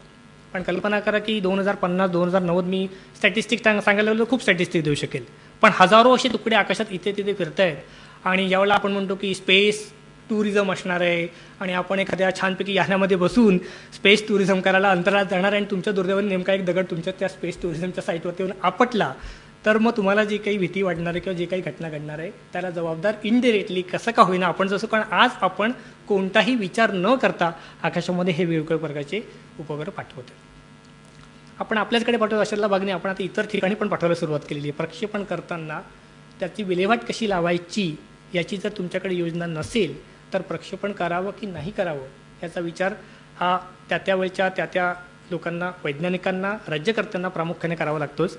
बरेचदा असं असतं, मी असं म्हणतो की निरीक्षण करण्याची हौस एवढी जास्त असते, दांडगी असते की पुढचं पुढे बघून घेऊ, आत्ता तरी तुम्ही सुरू करा. त्याचा लाँग टर्म इफेक्ट, लॉस काय आहे हा नंतरचा मुद्दा असतो. शॉर्ट टर्म इफेक्ट किती चांगला आहे हे आपण बघूया. 100 उपग्रह असतील तर आपण खूप चांगलं कम्युनिकेट करू शकू, सुपर हाय स्पीड कम्युनिकेशन करू शकू, येऊ करू तेव्हा करू. त्याच्यामुळे आपण बरेचदा याच्याकडे दुर्लक्ष करतो. बरेचदा असं देखील होतं की तो एक राष्ट्रीय अस्मितेचा प्रश्न असतो की आमचे 100 आहेत, आमचे 200 उपग्रह आहेत, आमच्याकडे GSLV लॉन्चिंग टेक्नॉलॉजी आपली खूप सध्या चांगली आहे, त्याच्यापेक्षा तेजस्वी आम्ही लॉन्चिंग मेकॅनिझम तयार करू शकतो. तर थोडंसं या अस्मितेशी ज्यावेळेला आपण जोडायचा प्रयत्न करतो त्यावेळेला त्याच्याकडे बघण्याचा जो वैज्ञानिक दृष्टिकोन असतो तो कधी कधी थोडासा दूर बाजूला राहू शकतो आणि तिथेच अशा प्रकारच्या प्रश्नांकडे दुर्लक्ष करण्याची एक वृत्ती आपल्यामध्ये येते. अंतराळ तंत्रज्ञान हे अतिशय महत्त्वाचं आहे, त्यात काही शंका नाही आहे. पण तसं करत असताना येणाऱ्या पिढ्यांच्या दृष्टिकोनातनं आणि एकूणच फ्युचर लॉन्चच्या दृष्टिकोनातनं आपण किती प्रमाणात विपरीत परिस्थिती आकाशामध्ये निर्माण करून ठेवत आहोत याचा अंदाज जेमतेम आत्ता लोकांना यायला लागलेला आहे. आज हे 4-6 राष्ट्र मिळून प्रक्षेपण करत आहेत. 10-20 वर्षांतर छोटे छोटे सगळे राष्ट्र प्रक्षेपण करायला सुरुवात करणार. प्रत्येकाला उपग्रह, आपल्या देशाचा उपग्रह प्रत्येकाला पाहिजेच असणार आहे. जेवढ्या प्रमाणात उपग्रह जातील किंवा जेवढ्या प्रमाणात स्पेसमध्ये वस्तू जातील त्या पट्टीत कचरा वाढत जाणार आहे. एक स्थिती अशी जे सांगून मी थांबवतो की जेवढ्या प्रमाणात मेटल आपण दर वर्षाला पाठवतो आहे त्याच्या 1 देखील मेटल डेसिपेट करण्याची यंत्रणा आज आपल्याकडे नाही आहे. त्याच्यामुळे कल्पना करा की अशाच पट्टीने आपण टनावरती पाठवायला सुरुवात केलं तर ते कधीकधी टनाने आपल्या डोक्यावरती येऊन देखील आदळू शकणार आहे. मेकॅनिझम आज प्रायोगिक तत्वावरती जे लोक नवीन संशोधनाचा विषय शोधत असतील त्यांना मी नेहमी सांगतो की अंतराळातील कचरा निवारण हा आपल्या देशात नगण्य आहे. इस्रोमधले 2 ते 3 प्रमुख गट आहे जे याच्यावरती काम करत आहेत. पण इस्रोच्या बाहेर तेवढ्या प्रमाणाच्यावरती अजून तरी काम नाही. आमच्या खगोलमंडळामध्ये 3 जण हे प्रक्षेपणाचा अभ्यास करतात, त्याच्यातला 1 जण आता कचऱ्याचा अभ्यास करतोय. कारण कचरा कसा निवारण करायचा आकाशातला हा एक अतिशय गहन प्रश्न या काही वर्षामध्ये होणार आहे. जेवढ्या प्रमाणात आपण आपला प्रेझेन्स वाढवू तेवढ्या प्रमाणात आपल्या डोक्यावरती त्याची लायबिलिटी पण येणार आहे आणि तेवढ्या प्रमाणात आपण त्याचं उत्तरदायित्व जर पार पाडू शकलो नाही तर हे फोन वगैरे वापरणं ठीक आहे, पण कधी ना कधी त्याचा त्रास हा आपल्यालाच होणार आहे. आपण नेहमी लक्षात ठेवलं पाहिजे. 2 विषय मी आज मांडले. प्रकाश प्रदूषणाचा अगदी वेगळा विषय होता आणि त्या मानाने ड्राय आकाशातला कचरा हा काही खूप चिंतेचा विषय आत्ता तरी आपल्यासाठी नसेल, पण तो पण विषय मी आत्ता मांडला. तुम्ही सगळ्यांनी अतिशय चांगल्या प्रकारे दोन्ही विषयांना रिस्पॉन्स पहिल्या विषयाला दिलेलाच आहे, दुसऱ्या विषयाला तुम्ही द्याल. आणि आपल्या आसपास हे जे नवीन घडणारं प्रदूषण ज्याला आपण साक्षीदार आहोत हे, आणि आपल्याला माहिती आहे इतर पूर्वीचे जे काही प्रदूषणाचे दुष्परिणाम आत्ता आपण भोगत आहोत. आपल्यासमोर घडणारे प्रदूषणाचे दुष्परिणाम 30-40 वर्षांचा दिसायला लागणार, विशेष करून यंग जनरेशनच्या दृष्टीने, माझ्यापेक्षा जे तरुण अशा जनरेशनच्या दृष्टीने. त्याच्यामुळे अशा प्रकारचे विषय वाचताना त्याच्यामध्ये सोल्युशन्स काय असतील याचा विचार जर सगळ्यांनी करायचा प्रयत्न केला तर मला असं वाटतं की एका टप्प्यानंतर आपण थोड्या प्रमाणात का होईना आपण स्वतःपुरतं तरी या विषयांवर नक्कीच निराकरण करू शकू. मला वन्स अगेन इथे बोलवल्याबद्दल आणि ऐकून घेतल्याबद्दल थँक्स अलॉट. धन्यवाद. धन्यवाद डॉक्टर देशपांडे. आपण कचरा करण्यात किती माहीर आहोत, म्हणजे जमीन तर जमीन, आपण आकाशही सोडत नाही आहोत. आता यानंतर डॉक्टर श्याम आसोलीकर बोलणार आहेत. श्याम आसोलीकर IITमध्ये आहेत, पर्यावरणीय विभागामध्ये ते काम करत आहेत. मला त्यांची जी ओळख झाली होती ती एक 5-6 वर्षांपूर्वी. आपण गणपतीच्या मूर्ती विसर्जन करतो आणि त्यामुळे किती प्रदूषण होतं वगैरे, आणि त्यात प्लॅस्टर ऑफ पॅरिसच्या मूर्तीमुळे किती प्रदूषण होतं असं ते सर्व सुरू होतं. आणि त्यानंतर त्यांनी IITमध्ये एक संशोधन केलं होतं की फक्त POP नाही, म्हणजे आपण किती वेगळ्या पद्धतीने विचार करायला हवा की फक्त POP नाही तर शाडूच्या मातीच्या मूर्तींमुळेही प्रदूषण होतं. जी माती त्या भागाचा, म्हणजे त्या तलावाचा भाग नसते, त्या मातीमुळे मूर्ती घडवली आणि त्याचं तिथे विसर्जन केलं, तर त्यामुळेही प्रदूषण होतं हे त्यांनी अभ्यासाअंती दाखवून दिलं होतं. तर अशा वेगळ्या पद्धतीने या सगळ्या म्हणजे बघण्याची गरज आहे. आता आपण ओला कचरा, सुका कचरा, सर म्हणाले इलेक्ट्रॉनिक वस्तूंचा कचऱ्याविषयी आपण बोललो, अवकाशातल्या कचऱ्याविषयी बोललो, पण याशिवायही कचऱ्याचे भरपूर प्रकार आहेत आणि सर त्या सर्व प्रकारांची आधी माहिती देतील. ते बघूनच आपल्याला आधी भीती वाटेल की किती प्रकारचे कचरे आहेत.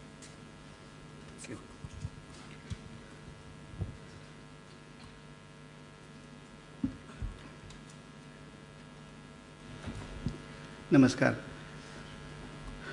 संपादक गिरीश कुबेर आणि प्राजक्ता कासले यांच्यामुळे मला ही संधी मिळाली, त्याबद्दल लोकसत्ता परिवाराचे मनापासून आभार. माझ्या वैयक्तिक करिअरमध्ये फार महत्त्वाची संधी आहे की इतक्या सुजाण आणि तज्ज्ञ मंडळींच्या समोर मला संधी मिळाली माझे विचार मांडायला. कचरा हा फार मोठा गहन प्रश्न आहे, आपण वारंवार ऐकतोच आहोत कालपासून, आणि हा सिलेबस फार मोठा आहे कचऱ्याविषयी बोलायचं ठरवलं तर. 3-3, 4-4 विषय पेपर्स आम्ही शिकवतो मुलांना एमटेकच्या कोर्समध्ये. या कचऱ्याकडे कसं बघायचं, बायोमेडिकल वेस्टवरती एक वेगळा विषय असतो, सॉलिड वेस्ट मॅनेजमेंटवरती वेगळा विषय असतो, हॅझार्डस वेस्टचा वेगळा विषय असतो, कचरा कसा निर्माण होतो तो कसा ॲनालाइज करायचा हा एक वेगळा विषय असतो. अनेक हे सगळे मोठे विषय आहेत. थोड्याशा वेळामध्ये आपण आज याच्याकडे बघणार आहोत. मला गुरुस्थानी असलेले प्रोफेसर काळे यांनी तो विषय अगदी म्हणजे मनालाच हात घातलेला आहे. त्यांची ती खासियतच आहे. आणि माझे दुसरे सहकारी यांनी प्रकाश आणि आता अवकाशातला कचरा या दोन्ही गोष्टींवरती तुमच्यासमोर मांडणी केलेली आहे. हे दोन्ही विषयसुद्धा वाटतात तेवढे कमी महत्त्वाचे असले आजच्या आपल्या अज्ञानामुळे, तरी काही काळानंतर त्यांचा मोठा राक्षस आपल्यासमोर उभा राहणार आहे हे त्यांनी अगदी समर्थपणे आपल्याला दाखवून दिलेलं आहे. अजून एक दुसरा मोठा राक्षस तो म्हणजे म्युनिसिपल सॉलिड वेस्ट, ज्याला आपण कचरापट्टी किंवा आपण आपला घरगुती कचरा असं म्हणतो. पण प्राजक्ताताईंनी सांगितलं की फक्त म्युनिसिपल सॉलिड वेस्टवर नको, इतरही कुठले कुठले वेस्ट आहेत त्यांच्यावरती पण बोलायला पाहिजे.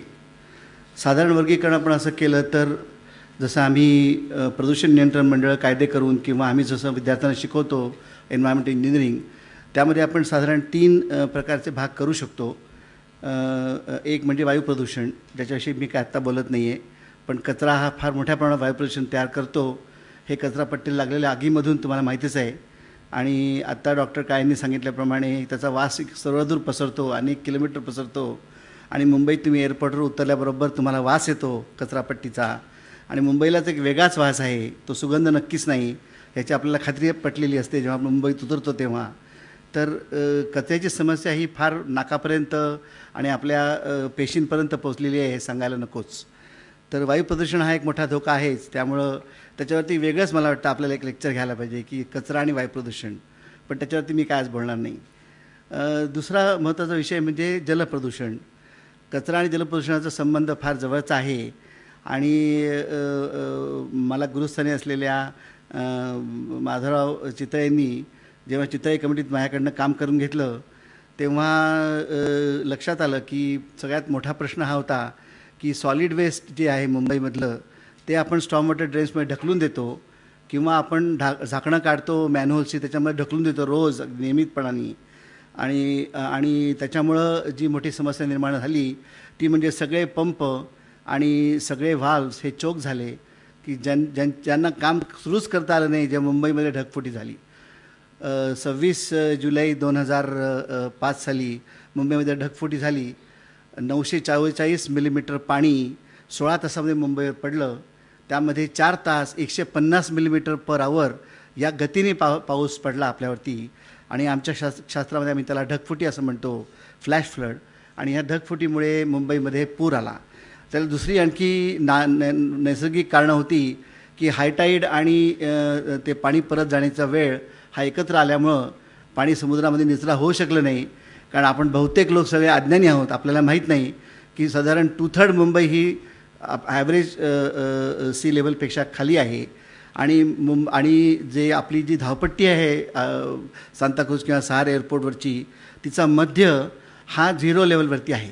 तेव्हा आपण एअरपोर्टसुद्धा आपण पाण्याच्याच लेवलला बांधलेला आहे. त्यामुळे एअरपोर्ट पाण्याखाली गेलं आहे तर काही आश्चर्य वाटायचं कारण नाही. सगळ्यात महत्त्वाचं जे आपण जे वेदर स्टेशन आपलं आहे, जो रेन गेज ठेवलेला आहे सांताक्रूज एअरपोर्टवर, तो रेन गेज फार जोरात पाऊस पडतो म्हणून तिथला अधिकारी म्हणाला, जा रे बाबा बघून ये किती पाऊस पडला आत्तापर्यंत. त्या माणसाला पोहत यावं लागलं. रेनगेज आडवा झालेला होता. पहिल्या तासामध्ये हा प्रताप घडलेला होता ढगफुटीनंतर.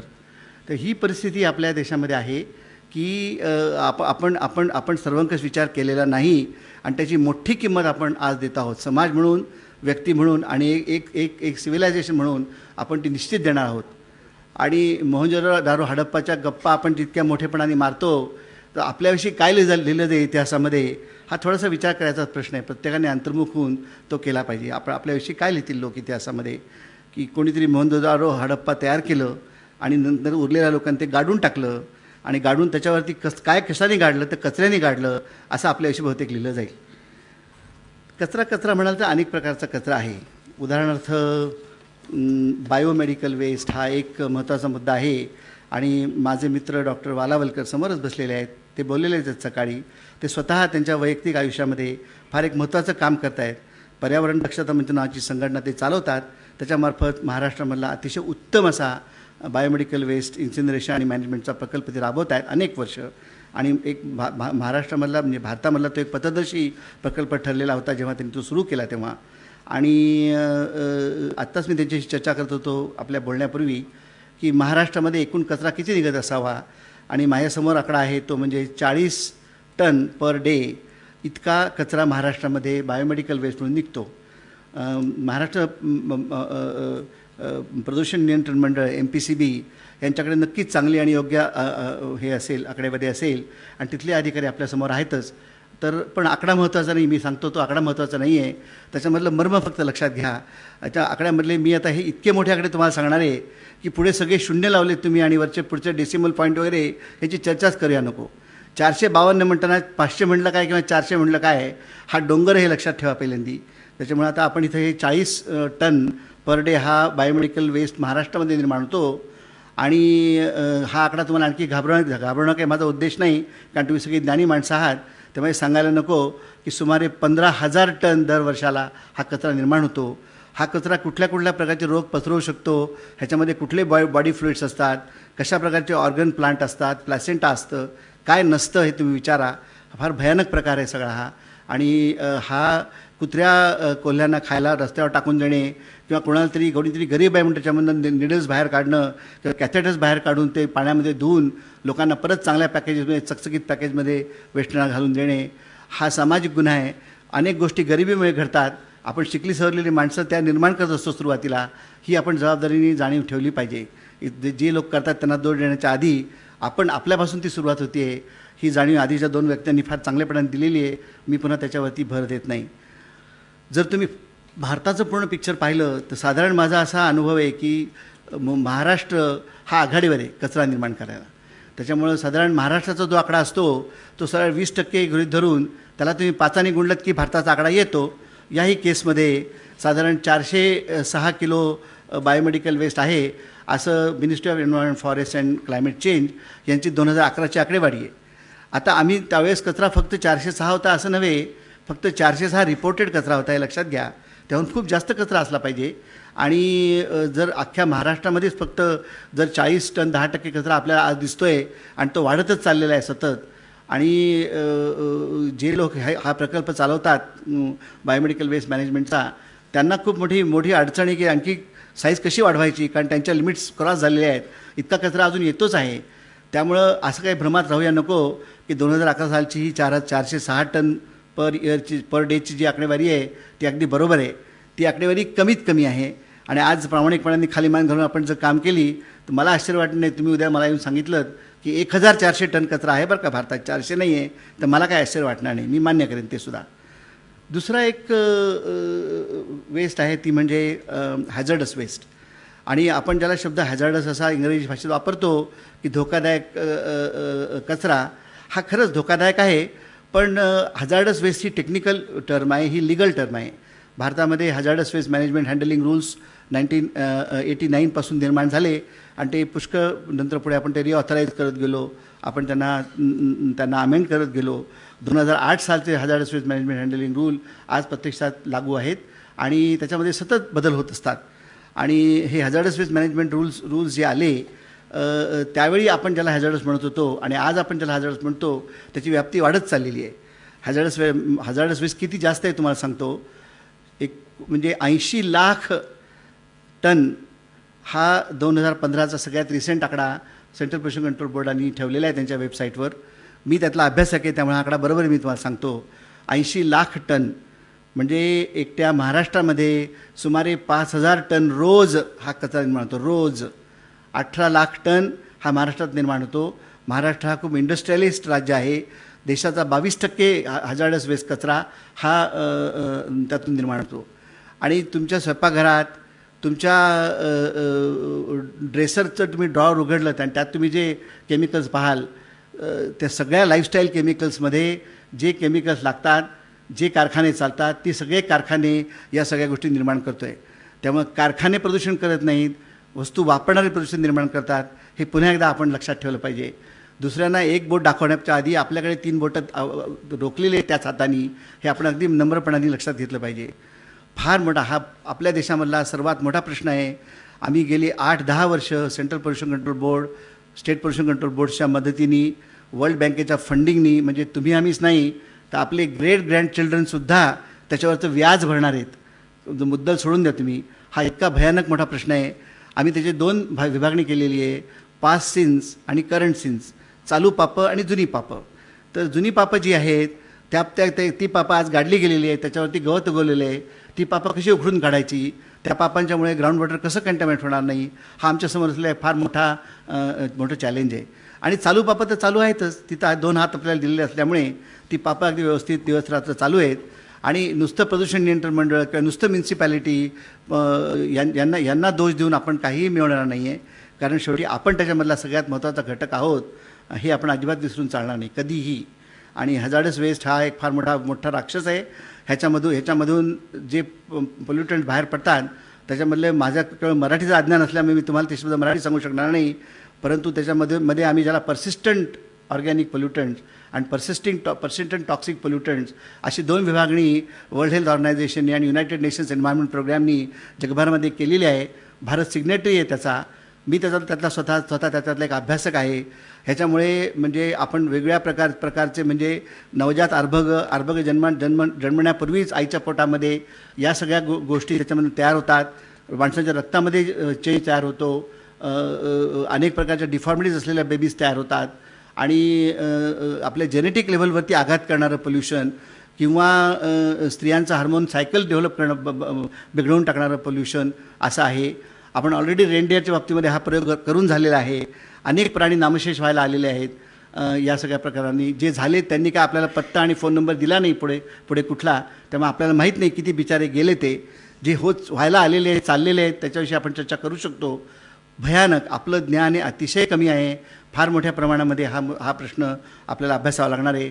हजार्डस वेस्टमधून त्या प्रकारचे पोल्युटंट्स बाहेर पडतात. नंबर 2, तुम्हाला सांगितलं मी पुन्हा तुमच्या माहितीसाठी की साधारण 22,000 टन दररोज देशामध्ये कचरा निर्माण होतो. हा हजार्डस वेस्ट मुंबईमध्ये आपल्या महाराष्ट्रामध्ये 5,000 टन तयार होतो. साधारण 22% महाराष्ट्राचं त्याच्यामध्ये शेअर आहे. इलेक्ट्रॉनिक वेस्ट हा एक आणखी प्रकार आहे. आपण मोबाईल फेकतो, पण त्याचबरोबर आपण नुसता मोबाईल नव्हे तर आजकाल अगदी साधा पंखा जरी तुम्ही विचारात घेतला तरी पंख्यामध्ये सुद्धा इलेक्ट्रॉनिक सर्किटरी असते. असं एकही मी इक्विपमेंट तुम्हाला सांगू शकत नाही ज्या घरामध्ये तुम्ही ज्याला इलेक्ट्रिसिटी पुरवता असं मी एकही इक्विपमेंट तुम्हाला सांगू शकत नाही की जे इलेक्ट्रॉनिक वेस्ट या सदरामध्ये मोडणार नाही. त्याच्यामुळं सगळीकडे इलेक्ट्रॉनिक वेस्ट तयार होतं. आणि मोबाईल वगैरे ह्या गोष्टी तर आहेतच, समजा तो आपल्या कौतुकाचा विषय आहे. पण त्याच्यापेक्षा आणखी फार जास्त इलेक्ट्रॉनिक वेस्ट आपण तयार करत असतो. आणि तो सगळा इलेक्ट्रॉनिक वेस्टचा सगळा पसारा हा त्याचं काय करायचं हा मोठा राक्षस आज आपल्यासमोर उभा आहे. इलेक्ट्रॉनिक वेस्ट महाराष्ट्रात नक्की किती आहे भुसपडे साहेब मला नक्की तो आकडा मिळू नाही शकला. पण मी पुन्हा सांगतो 25% महाराष्ट्र असणार आघाडीवर. 25% असणारच महाराष्ट्रामध्ये. कदाचित हा इलेक्ट्रॉनिक वेस्ट 35% आपण आणखी विशेष आघाडी आपली असू शकेल. परंतु देशामध्ये 17 लाख टन दरवर्षी इलेक्ट्रॉनिक वेस्ट तयार होतं असा आपला अंदाज आहे. आणि आमचा IIT मुंबईमधला अनुभव तुम्हाला सांगतो. IIT मुंबईत आम्ही कितीही झाडू मारला तरी आम्हाला 50% सुद्धा इलेक्ट्रॉनिक वेस्टला झाडू मारता आला नाही प्रयत्न करूनही. त्यामुळे हा आकडा अगदी खेळण्यातला आकडा आहे. हा 17 लाख टन हा म्हणजे अगदी चिल्लर आहे. मला आश्चर्य वाटणार नाही 50 लाख टन जर तुम्ही सांगितलं तर मला काहीच सुद्धा वाटणार नाही त्याच्यामध्ये.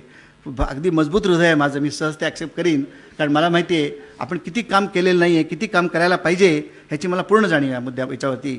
आता सध्या कुठं आपण थोडंसं या प्रचंड हत्तीला आपण गुदगुल्या करायला सुरुवात केली आहे, अजून आपल्याला माहीतच नाही. तर सगळा विनोद अजून बाहेर यायचा आहे पूर्णपणे. आणि तेव्हा जेव्हा येईल तेव्हा काय होईल हे खरंच आपल्याला आज माहीत नाही. आज नामवंत फॅसिलिटीज भारतामध्ये इलेक्ट्रॉनिक वेस्ट ट्रीट करू शकणाऱ्या यांची यादी मी तुम्हाला देऊ शकत नाही. हे एका प्रोफेसरचं सुद्धा अज्ञान असू शकते, लक्षात ठेवा. परंतु हा व्यावसायिकांचा या क्षेत्रात व्यावसायिकांचा हा फार मोठा पराभव आहे, हे विसरू नका.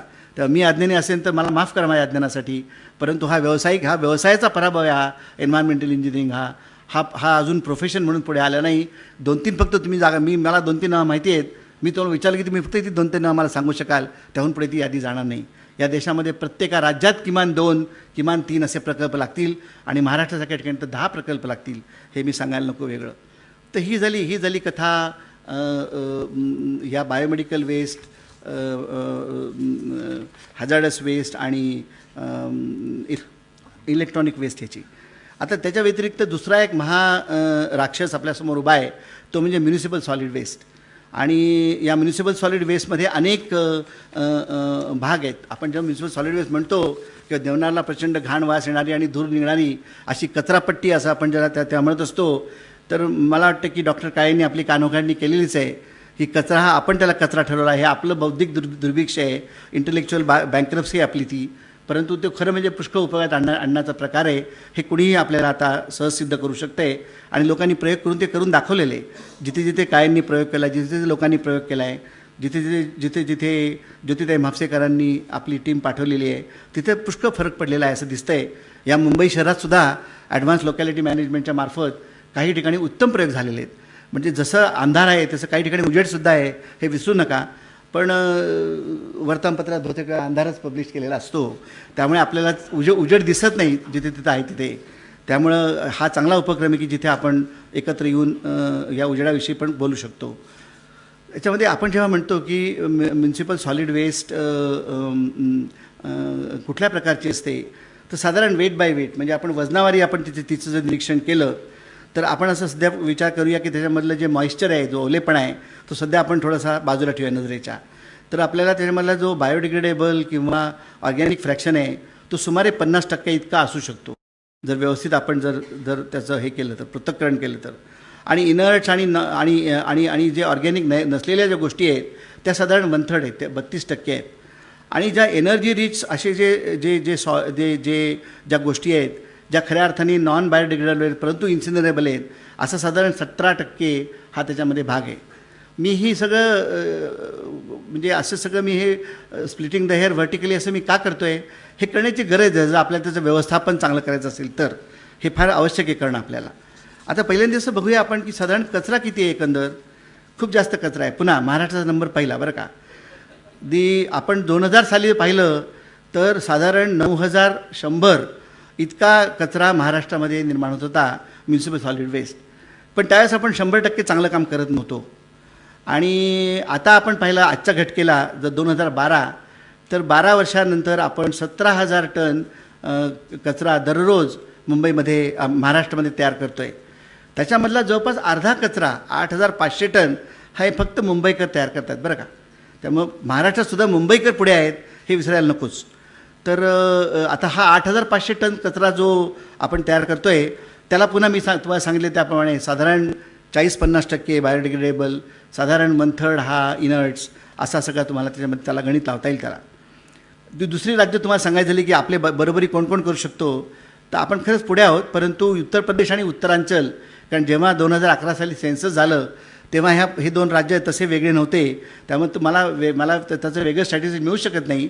आणि मी तुम्हाला अगदी ऑथेंटिक स्ट्रॅटेजी देतो यातलं की जुन्या काही उत्तर प्रदेशांनी रिपोर्ट केलं होतं की फक्त 6,000 टन कचरा ते तयार करतात. आता त्यांची नवी आकडेवारी मात्र 20,500 टन यावरती तो गेलेला आहे दररोज त्या दोन स्टेटमध्ये मिळून. तर तामिळनाडू 14,500 आहे, तर आंध्र प्रदेश आणि तेलंगण मिळून 11,500 टन आहे, वेस्ट बेंगॉल 8,500 टन आहे, गुजरातसुद्धा 8,500 टनावरती आहे आणि दिल्ली नॅशनल कॅपिटल रिजन हा 7,500 टनावरती आहे. तर आपण थोडक्यात पाहिलं तर मुंबई, वेस्ट बेंगॉलचं पूर्ण राज्य, गुजरातचं पूर्ण राज्य किंवा दिल्ली NCR हे सगळे साधारण 8,500 या वरती येऊन बसलेले आहेत. आणि पूर्ण देशामध्ये साधारण 140,000 टन कचरा रोज निर्माण होतो. 140,000 टन कचरा. आणि ही वरती सांगितलेली तुम्हाला जी 7 नावं आहेत ती साधारण 65% कचरा निर्माण करतात. त्यामुळे जरी आपल्या देशामध्ये 35 राज्य असली, जरी UTI असले, केंद्रशासित प्रदेश असले आणि नॅशनल कॅपिटल रिजन असलं, तरी या सगळ्या वरच्या 7 लोकांचं मिळून कॉन्ट्रीब्युशन हे 65% आहे. म्हणजे आपली जबाबदारी किती मोठी आहे याची साधारण आपल्याला कल्पना असावी, म्हणून तुम्हाला मी हे मुद्दा सांगतो आहे. या संदर्भामध्ये पूर्वीचे प्राईम मिनिस्टर मनमोहन सिंग यांनी साधारण 2-2.5 वर्षांपूर्वी प्लॅनिंग कमिशनला असं विचारलं की why we are not able to convert waste to energy. या संदर्भामध्ये फार पूर्वी एक सुप्रीम कोर्टामध्ये झालेल्या एका केसमध्ये मी स्वतःच असा निर्णय दिला तो सुप्रीम कोर्टाला की waste to energy is waste of energy. Please करू नका ते, कारण आपल्या देशामध्ये आपण ते काही व्यवस्थित करून दाखवलेलं नाही आहे. आता काळ गेलेला आहे, थोडं पाणी पुलाखालनं वाहून गेलेलं आहे. आपण गृहीत धरूयात आपला समाज थोडासा शाणा झालेला आहे. आपल्या सगळ्या ॲडमिनिस्ट्रेटिव्ह यंत्रणासुद्धा आता थोड्या ॲडव्हान्स झालेले आहेत. हे सगळं लक्षात घेतल्यानंतर मला असं वाटतं की आपण थोडंसं चांगलं आता आपण याकडे बघू शकतो. आणि आता नवीन तर सांगत असं होतं की जेव्हा आपण म्युन्सिपल सॉलिड वेस्ट चा प्रश्न घसायला लावायचं ठरवलं, तर तेव्हा आम्ही अशी विनंती केली प्राईम मिनिस्टर ऑफिसला की आम्ही ते करतो आणि प्लॅनिंग कमिशन त्याच्यावरती आम्हाला मदत करेल आणि आम्हाला सगळं फॅसिलिटेशन करेल. परंतु फक्त वेस्ट टू एनर्जी याविषयी चर्चा करण्याच्या ऐवजी एकंदर सर्वंकष त्याचं मॅनेजमेंट काय असावं, इंटिग्रेटेड मॅनेजमेंट काय असावं वेस्टचं, आणि या प्रश्नाची एकंदर व्याप्ती किती आहे असा आपण पहिल्यांदा अभ्यास करूया, अशा आम्ही प्राईम मिनिस्टरच्या ऑफिसनं विनंती केली.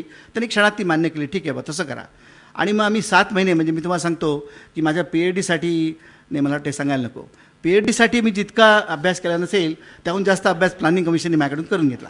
एनिवे, पण तो केला आम्ही आणि तो कचऱ्यावरती केला खरं म्हणजे, पण तो वेळ काही कचऱ्यात गेला नाही. खूप त्यातनं उत्तम एक रिपोर्ट तयार झाला आणि तो रिपोर्ट जो तयार झाला तोच रिपोर्ट पुढं जेव्हा नवे पंतप्रधान आले त्यांच्या काळात तो रिपोर्ट प्राईम मिनिस्टर ऑफिससमोर ठेवला गेला.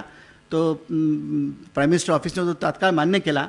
इनफॅक्ट मिनिस्टर ऑफ अर्बन डेव्हलपमेंटला तसे आदेशही दिले गेले की हा जो रिपोर्ट याच्याप्रमाणे आता नवीन धोरण आणि नवीन रेग्युलेशन तयार करावं आणि CPHO आणि MHRD या दोघांनी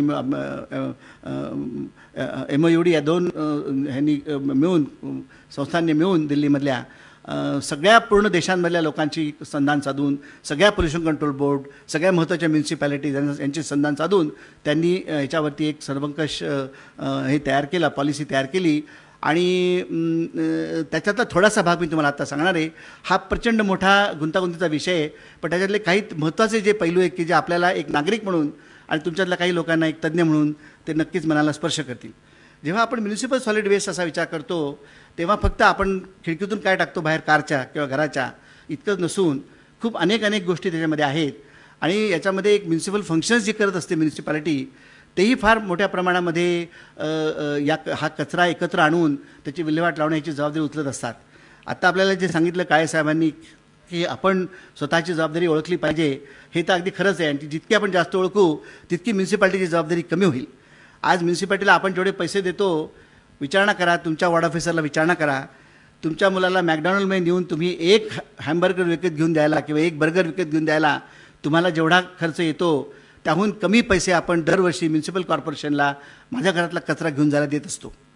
कसं शक्य आहे की कुठलीही संघटना 200-400-500 रुपये वर्षाला देऊन ती आपल्यासाठी संबंध कचरा दररोज अगदी नियमाने घेऊन जाईल आणि 28,000 स्वीपर्स आहेत तो, आणि कावळे किती आहेत तर आपल्याला माहीतच नाही आहेत, ते पण तुम्हाला मदत करतायत. विसरू नका आहे, निसर्गाची सिस्टीमसुद्धा तुम्हाला मदत करते आहे. हे सगळे लोक जे आहेत ते आपल्यासाठी मदत करतायत, तरी पण आपली मुंबई काय स्वच्छ दिसत नाही. हा जे लोक झाडतायत त्यांचा दोष नसून आपण स्वतः कचरा टाकतो ह्या आपला दोष आहे, हे विसरून चालणार नाही. तर मुख्य कचऱ्याचे मुख्य म्हणजे 3 आहेत. एक म्हणजे बायोडिग्रेडेबल जो आपल्या स्वयंपाकघरातनं निघतो सहसा तो. एक म्हणजे कंबस्टिबल जो जाळण्यायोग्य कचरा ज्याच्यातून वीज निर्मिती करता येऊ शकते असा एक कचरा.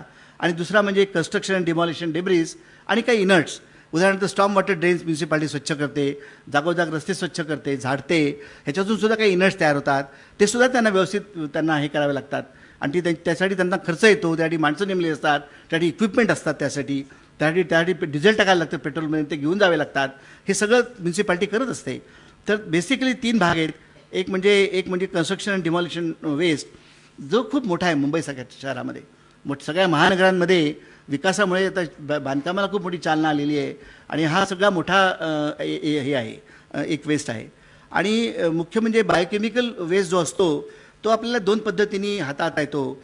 एक म्हणजे कॉम्पोस्टिंग करून किंवा दुसरं म्हणजे बायोमिथेनेशन करून. आणि मिथेनेशनची एक फार चांगली पद्धत ही आपल्याला आता काळेसाहेबांनी सांगितली, निसर्ग ऋण. त्याचे ते प्रवर्तक आहेत. BRCची सुंदर टेक्नॉलॉजी आहे, शेकडो ठिकाणी ती लावलेली आहे. डिसेंट्रलाइज लावता येते, एका बिल्डिंगपासून, एका कॉलनीपासून ते एखाद्या छोट्या नगरापर्यंत ते अगदी निश्चित लावता येते. आणि जसजशी आपण ती वापरत जाऊ तसं तिचा स्केल मोठा होईल आणि तिची युटिलिटी पण आपल्याला कळत राहील. त्याचं वैशिष्ट्य असं आहे की कचरा तर डोळ्यासमोरून जातोच, पण त्यातून वीज निर्मिती पण होऊ शकते. आणि असे अनेक प्रयोग झालेले आहेत यशस्वीरीतीने, BRCने करून दाखवलेले आहेत की शहरामधलं पूर्ण जे स्ट्रीट लाईटिंग आहे ते त्यांच्या कचऱ्यापासून त्यांना ते करता येतं. एक नंबर 2 टेक्नॉलॉजी म्हणजे कॉम्पोस्टिंग जी पारंपरिक पद्धत आहे त्यामध्ये अनेक प्रकार आहेत. कालच मला कोणतरी सांगत होते की मी बास्केट तयार केलेलं आहे किचन लेवलला. तर लोकांनी बायोमिथेशन करण्यासाठी सुद्धा वेगवेगळे स्केल्स आहेत. मोठ्या म्युन्सिपल कॉर्पोरेशनच्या स्केलला मुंबई म्युन्सिपल कॉर्पोरेशन प्रयत्न करते आहे, मी त्या कमिटीमध्ये आहे. आणि पुष्कळ असे प्रयोग आहेत की जे केवळ घर किंवा हाऊसिंग सोसायटी किंवा हॉटेल आणि बंद यंत्रामध्ये ते करता येतं किंवा खुल्या जागेवरती पण ते करता येतं. खड्डा करून करता येतं तुम्हाला बागेमध्ये. त्यामध्ये पुष्कळ त्याच्यामध्ये प्रकार आहेत. जेव्हा आपण कंबस्टिबल वेस्ट म्हणतो, ज्याला आम्ही थर्मल प्रोसेसिंग म्हणतो, त्याचं ते करायचं असेल तर त्यामध्ये गॅसिफिकेशन, इन्सिनरेशन आणि पायरोलिसिस हे मुख्यतः 3 त्याच्यामध्ये टेक्नॉलॉजीजचा अंतर्भाव आहे. आणि त्याच्यापासून स्टीम टर्बाईन चालवून त्याच्यापासून पुढं इलेक्ट्रिसिटी जनरेशन करता येतं. हा एक त्याच्यामध्ये भाग आहे. गॅसिफिकेशनमधून येणारे जे गॅसेस आहेत ते डायरेक्टली तुम्हाला टर्बाईनमध्ये वापरून तुम्हाला त्याचं इलेक्ट्रिक करता येऊ शकतं, इलेक्ट्रिसिटीमध्ये कन्व्हर्शन करता येतं. हा एक थर्मल टेक्नॉलॉजीचा भाग आहे. आणि आता हे जे इनर्ट्स जे आहेत, उदाहरणार्थ हे जे स्ट्रीट स्वेपिंग किंवा स्टॉर्म वॉटर ड्रेनेज साफ करून झालेले आहेत ते, आणि ऑल्टरनेट बिल्डिंग आणि कन्स्ट्रक्शन अँड डिमॉलिशन वेस्ट जे आहेत, या सगळ्यांचा उपयोग हा मुख्यत्वे करून ऑल्टरनेट बिल्डिंग मटेरियल ज्याला आम्ही म्हणतो की रिफ्यूज डिराईव्ड कन्स्ट्रक्शन मटेरियल्स, हा एक मोठा क्लास आहे. ह्याच्यावरती खूप प्रचंड संशोधन जगामध्ये चाललेलं आहे. सुदैवाने भारतामधले काही सायंटिस्ट यात चांगलं काम करत आहेत आणि त्यांचे पेटंट्स हे परदेशी लोक विकत घेत आहेत. तर कुठेतरी आपल्याला पण या ज्ञानाचा उपयोग केला पाहिजे आणि कन्स्ट्रक्शन साठीचे मटेरियल्स, ऑल्टरनेट मटेरियल्स हे आपल्याला तयार करता येतील. आत्ता प्राजक्ताताईंनी जे उदाहरण सांगितलं आपल्याला गणपतीचं, हे लोकांना सहन होत नाही, परंतु गणपतीपासून सुद्धा कन्स्ट्रक्शन मटेरियल तयार करता येऊ शकेल. तुमच्यातले जे भाविक आहेत, मी सुद्धा भाविक आहे, पण तुमच्यातले जे भाविक आहेत त्यांच्या भावना दुखाणं असेल त्यांची आधी माफी मागतो. पण गणपतीचे अवयव तुटलेले गणपतीच्या मूर्त्या इथं तसा गिरगाव चौपाटीवरती वर्तमानपत्र दरवर्षी पब्लिश करत असतात. कुठेतरी आपल्या मनाला स्पर्श करावा, आपण हे करतोय बरोबर आहे, दाखवण्यासाठी. पण अजून काय आपल्या मनात ते पूर्ण गेलं असं दिसत नाही. प्रदूषण नियंत्रण मंडळ आणि अक्षरशः 1 महिना आधीपासून मोठा गजर सुरू होतो. अनेक योजना, शाळा, स्पर्धा, अनेक गोष्टी ते करत असतात. मग लोकसत्तासुद्धा त्यांची पार्टनर असते. अनेक वर्तमानपत्राच्या बरोबर ते बिचारे काम करत असतात. पण अजूनही आपण आपला हट्ट सोडलेला नाही गणपती पाण्यात टाकण्याच्या संदर्भामध्ये. आणि आज परिस्थिती अशी आहे की हा प्रचंड मोठा जो एक रिसोर्स आहे, जो आपल्याला कन्स्ट्रक्शन मटेरियल्समध्ये आणता येईल, म्हणून वापरता येईल, तो आपण समुद्रामध्ये वेस्ट करतो आहे. त्यामुळे आपण समुद्राची नुकसान करतो आहे आणि जीवांचं पण नुकसान करतो आहे. कोळ्यांना काय होतं आहे, माशांची आणेवारी कमी होते का वगैरे, हा वेगळा प्रश्न आहे. त्यातला मी तज्ज्ञ नाही, मी काय ती बोलत नाही. पण पुष्कळ काही गोष्टी त्याच्यामधनं होत आहेत. तर सांगायचा मुद्दा म्हणजे असा की ऑल्टरनेट बिल्डिंग मटेरियल या संदर्भात आपल्याला करावं लागेल. आणि हे सगळं करून झाल्यानंतर म्हणजे biochemical conversion, thermal conversion, alternate building material तयार करण्याचं करून झाल्यानंतर जे काही खाली शिल्लक राहील ते फक्त लँडफिलमध्ये गेलं पाहिजे. आजची परिस्थिती काय आहे, 100% गोष्टी लँडफिलमध्ये जातात. ज्याच्यामधून चुकून काहीतरी कमर्शियल ज्याला व्हॅल्यू आहे, जाळून इन्सिडेंट करून त्यातनं एनर्जी म्हणून जे मिळत असेल ते फक्त पाठवलं जातं इन्सिनरेशनला. बाकी बहुतांश सगळ्या गोष्टी या लँडफिलमध्ये जातात. म्हणजे आत्ता सध्या जो आपण करतो व्यापार, जो प्रयोग करतो आहे तो अगदी अव्यापारीशी व्यापार आहे आणि ते करण्यामध्ये अजिबात शहाणपणा नाही. ते अजिबात आपण करू नये. एक समाज म्हणून, एक देश म्हणून आपण त्यापेक्षा पुष्कळ जास्त ॲडव्हान्स आहोत. तुम्ही मला वेळ दिला त्यापेक्षा 3 मिनिटं शिल्लक आहेत, मी संपवतो आता. तर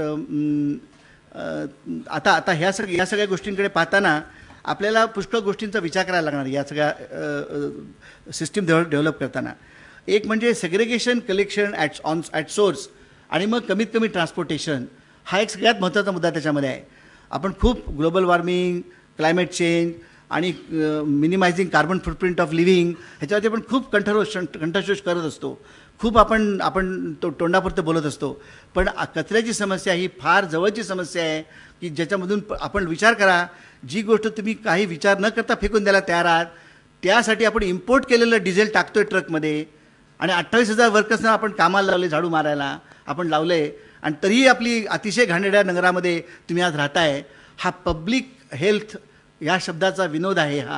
हे पब्लिक हेल्थसाठी चांगलं नाही.